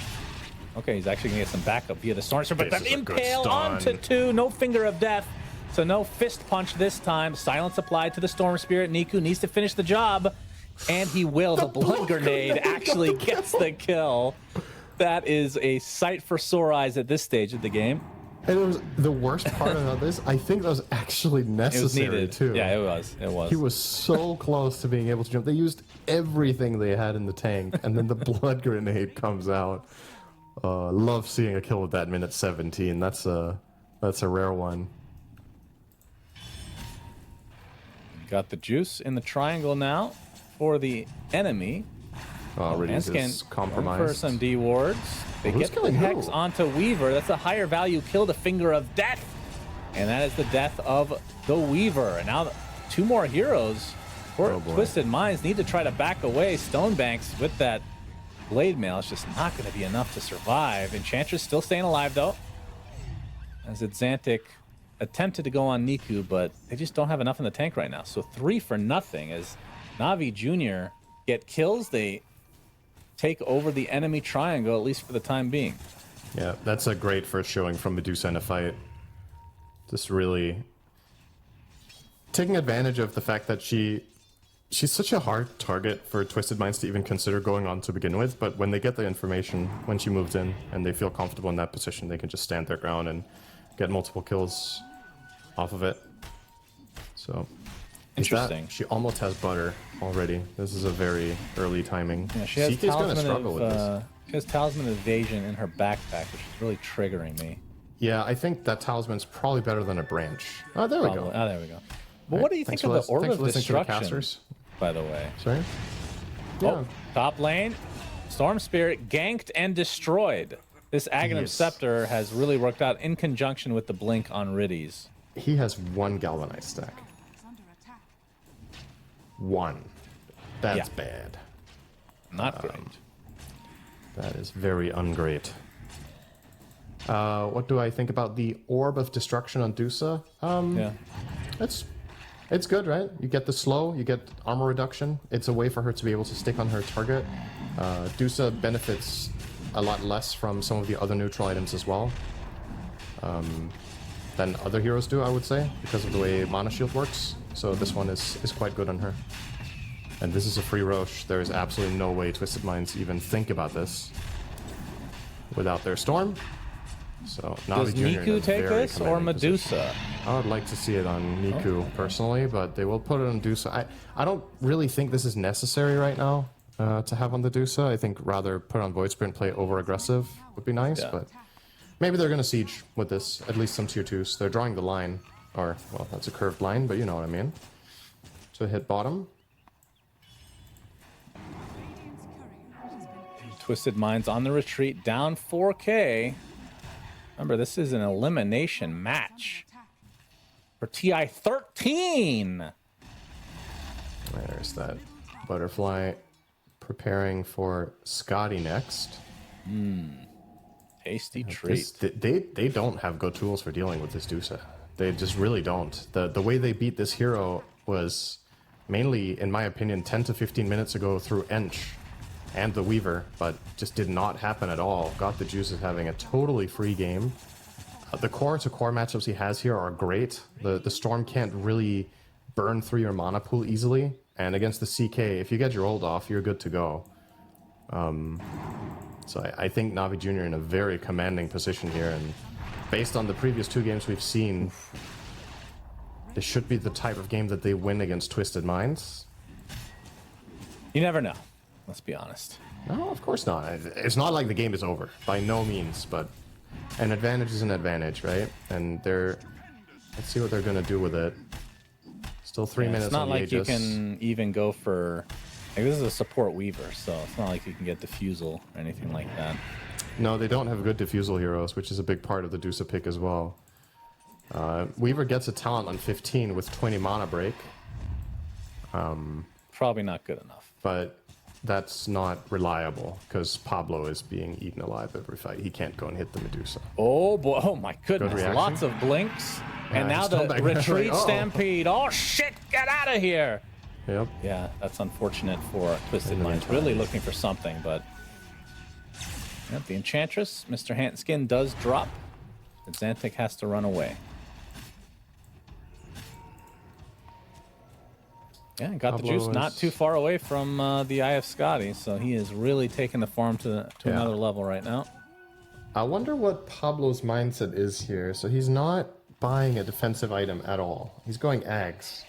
So he wants to save his teammates. I think he's effectively going to stay really far out of fights, throw a swarm, and then just try to save allies. And that's it. He's never going to go in and hit anyone. Oh, it's Xantic trying to help out his little centaur buddy. Finger of Death, and he has to go into melee range, and he will get Oh, the no. kill. And now it's Xantic Petrified. gets completely destroyed thanks to the Medusa ult. Shad is And away slowed. Shad and company goes, but the Impale does hit 3. Aether Remnant on top, and the silence should spell doom for the CK. They even find Weaver on the back line. This is looking real bad for Twisted. Damn, they're all Minds. playing them really hard. I'm super impressed with Navi Jr.'s spellcasting in this game in particular. It's also what I've praised their team for. I think the thing that these guys do best is executing spellcasting and just overall team fights. It's also how they won the first game, just having nice combos and pressing their buttons well. The difference between many of their games that we've seen and this one is that this time they also won the lanes, which is not what we're used to seeing. So when you get that cocktail of a team that's best at fighting but not good at laning, and then you give them a lane win, you bet they're going to convert it with what they have. And these fights are just beautifully executed. All their spell casting is on point. PMA. Okay. He's fine. I thought the juice is quite low too, though, but he'll live. He also has the Aegis if things go wrong, but yeah, now they even steal the Tormentor. Tiny's going to have infinite tree slaps now. It's officially the name for that. Sure, I'll take it. I like it. Yeah, Medusa just... I mean, the CK has had zero impact on the game. Like, I don't even remember an Orchid. I mean, I'm sure he's cast the Orchid, but it's had no impact so far in terms of actually converting into some sort of a semblance of a team fight victory for Twisted Minds. And it's just going to get worse from here as well, because I was going to say Aghanim Scepter would actually be pretty damn good for Medusa, especially against the CK. And it will be the next item, apparently, for her. Yep. Dire's bottom tower is And they find the CK, tiny, but all what's it right. gonna cost They them? do get one kill. PMA gets off the roar, though. Stampede not going to help Shad. Unfortunately, Dire's middle tower. it doesn't do Excellent anything when you're punish. stunned. Dire's middle Just so fast. They immediately get that counterplay and find Shad. So not even that going Twisted Mind's way when they finally do get a kill on the board here. It's not... It comes at the cost of a core and a mid-tier too, so even that was bad. It's looking real grim here. You gotta dig deep. I actually don't have any obvious solution. That's why this is so difficult. The enemy team has extremely good skirmishing heroes, and you can't really kill the carry very easily. So you need to outplay them through what exactly, right? Like you need to find some sort of skirmishes on the map that favor you while you're down map control and down farm, and you don't have really good burst in your, except if both Storm and CK couple up. But those moves are going to be quite obvious when they're not showing on lanes, and Medusa's going to make them.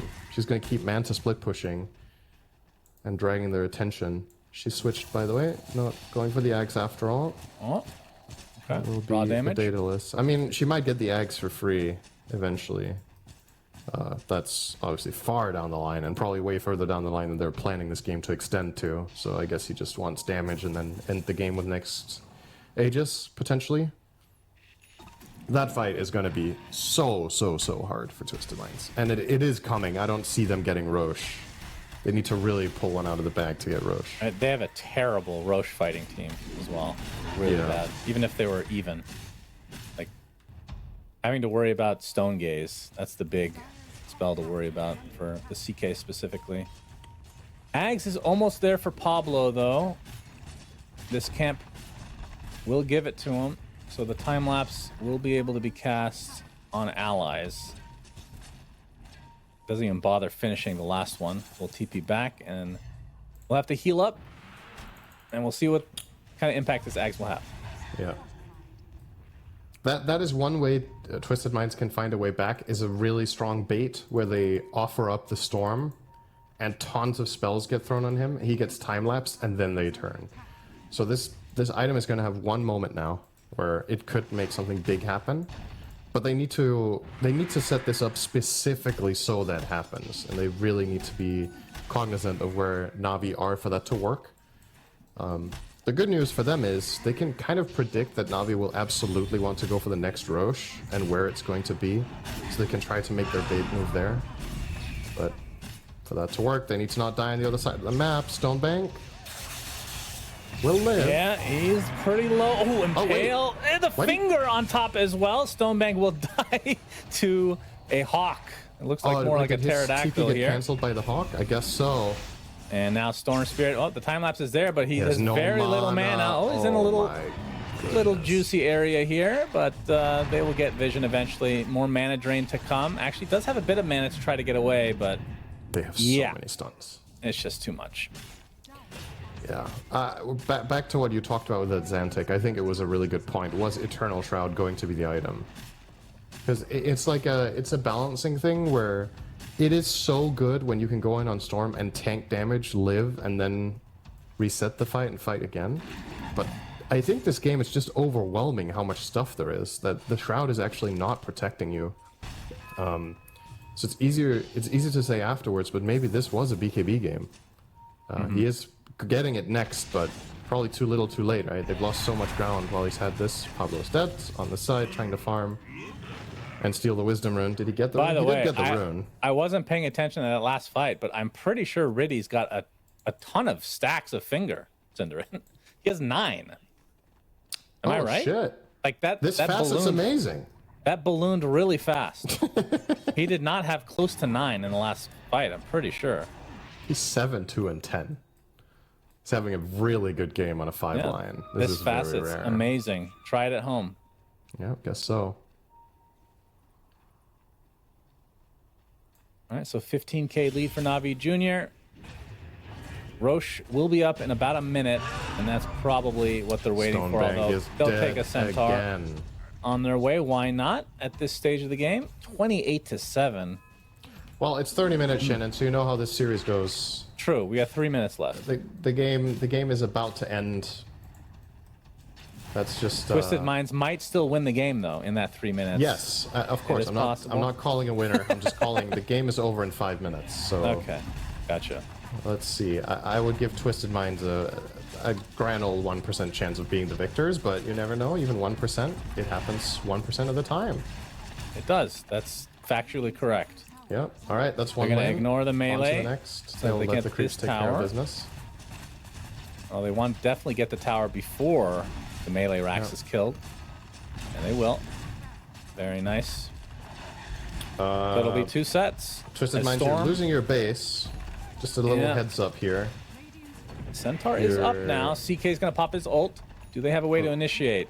Okay, they lost They've 2 lost- lanes of barracks and did not cast a spell. Well, they did on creeps. Okay, well, let's hope this game ends with a fight at least, and not just them losing a 3rd lane and then tapping out. That would be kind of boring. I hope they have Pablo? some sort of plan to do something. I'm sure they do. Not looking hot right now, though. Are scanned. They're gonna smoke up, so this might be the last stand for Twisted Minds. They need to get an emphatic team fight win. Days will break how? that smoke and find. Oh, good Well, reaction. finds nobody. But they do see Stonebank now. Try to cancel that Blink Dagger. Still on cooldown for another 8 seconds anyway. As the Crimson Guard, Astral Step into the silence, onto 2 with a double impale, and the finger brings Pablo down. The Aghanim Scepter not able to be used at all. And Oh, you got Riddies was pitch. getting Oh, gone okay. on by the Storm Spirit, but the Primal Roar brings him to an end, and it might bring this series to an end as well. Not even This is close. This is a game ogre if I've ever seen one, Shin. It's done. It's done and dusted. That was Oh my goodness, beautiful they spellcasting, actually- though. They complete. That's what I'm saying. Like these guys are. They know how to press their buttons. That's for damn sure. And this game is. The fact I'm actually very surprised they go Roche here. Sure, it's completely safe, and they do have the outpost, so it's not that big of a time investment. But in reality, the just straight down bot lane should get the job done. But now they have even more insurance with a Medusa Aegis, and in they go. Niku course they starting it have. off. The banner as well, if they want to use it, which they will. Yep. Fortification will do basically nothing other than buy a little bit of time for the Storm Spirit. Yep. So it looks like the Twisted Minds will have another last stand. It's a Blink Dagger picked up by Got the Juice. Range Rack's dead. Melee looking to be next. Hoof Stomp, the delay. Medusa again, 2 lives to work with. Crimson Guard mitigating a good amount of damage. Has got the okay. They're finally going to jump in. PMA with the Primal Roar, the Finger of Death. Centaur gets time lapse though, so he's at a decent amount of HP. Weaver will cost him his life. It's Xantic in the meantime trying to take out the creeps to try to delay this again, but it's not to be.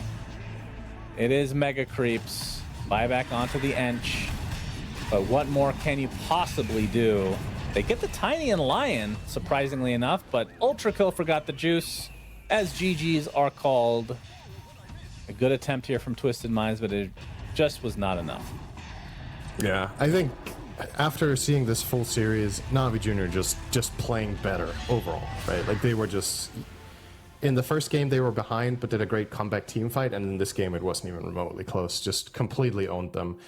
I think this is a team that can go multiple rounds in this tournament if they do well in lanes. Because I'm very impressed with their mid game performances in general, win or lose. I think that's definitely up there. Not with the best, but They could even take some of the best teams in this qualifier for a bit of a ride, which they already did against Tundra. The first game was like 52 minutes yesterday before they eventually tapped out. And yeah, once again, the laning stage, if it goes like this is a team that can beat, I genuinely believe, anyone in this qualifier if the lanes are going well enough. That's going to be the challenge against the best teams, though, is can they actually manage that? Because I feel like Twisted Minds, in all honesty, kind of dropped the ball here. I think the lanes went way worse than they were supposed to. The Enchantress didn't get any rotations going. She lost her lane even. Which, if you pick Ench CK as your lane and you lose it, it's not good. Like, it's really that simple, right? It's very black and white. And Riddy's, I mean, he beat the shit out of people with that fist, Cinderin. He really did a good job this game. Yep. Not often you see a Lion in general. such a good KDA in general. Yeah. They definitely have something going with that. Definitely a comfort pick for him. And both games, this is another thing that's really nice for them is Weaver is a top tier pick in this tournament, and they've just beaten it twice, right? Yeah. They have a good, or did they beat it twice? It definitely lost twice. Yeah, I'm trying to remember by now if Weaver was in game 1 or game 2. It was in game 1, wasn't it? No, It was was game it? 2, I think. I'll check, Cinder. I'm getting it mixed up. Anyway, they clearly at least have a way of dealing with Weaver, as they've shown. Twisted Minds had it both times. Game 2 and All right, so they did lose game 2, but they still made Pablo's game miserable. That's how it was. They lost to Weaver, but not because of Weaver. Right. And that's good, because if they can, with confidence, give this hero away, that gives them a lot of an edge in the draft against other teams that probably were likely to ban it themselves. Got the juice. So. Flawless. 10-0 this game. Niku, we talked about his landing. He was a little bit behind early on, got some help, and then from there it was pretty smooth sailing. And the fact that no Dispel was picked up from the Storm Spirit at literally any point of the game. Couldn't even afford the BKB by the end. Well, actually, he did get it by the end, sorry. He got it just in the end, but... Yeah. The Ags owned this game really hard. Yeah, I was unsure about it. I was a bit worried about the scaling potential, but he put it to so much work instantly after getting it that it very much paid its own weight in gold. So, yeah, well done. Once again, very impressed. It's cool for me to cast these qualifiers because some of the teams we see are not, standard teams that we get to cast in general in our tournaments, and it's interesting to see what could be the next generation, right? Some of these players have the potential, I think, on Navi Junior. They're on an academy squad for a reason, right? Yep. They're playing well. These guys have a lot of potential to make a big break in the future, I think. And I'm saying that like they lost. They didn't. They're still in. Mm-hmm. But you're definitely seeing what they're about. So well played. I think you probably could have picked any player to be the standout here for this game number 3 for Navi Junior. I would have picked Riddies, of course, on that Lion, but that's just me. Just the fist punching is really good. Unironically, he was a pick for it, to be honest. I think his Lion performance was really good. His spellcasting was awesome. He got a lot of multi-hero earth spikes. He had good positioning. A lot of the major moments that happened in this game was Lion starting it, which is not necessarily characteristic when you're playing with Tiny and Void Spirit, but he was still the one finding a lot of the setups. So, but yeah, I agree. Everybody in the team played perhaps their best game of the qualifier so far, all simultaneously. So that's good news though for them, because that means they're clutch, Cinderin. They perform well under pressure. Very true. It's only going to get harder from here in this lower bracket. They only have one life to live. YOLO, as some would say, Cinderin. Mm-hmm. You only live once. That's what that stands for, Cinderin, in case you're wondering. Yeah. Okay. You got that now. Good. Perfect. So that's the end of this series. Unfortunately, Twisted Minds are now out of contention of getting to TI13. But Navi Junior move on, and they'll play the winner of our next series, which will be Mouse and Dandelion. So stay tuned for that series coming up next. PGL tournaments, now with a wireless version. Experience unparalleled speed and reliability with the latest wireless technology, advanced hybrid ANC, and built-in EQ for your favorite game. Designed with elegance and durability, and extreme noise-canceling microphone. Always stay one step ahead with Aspire Wireless.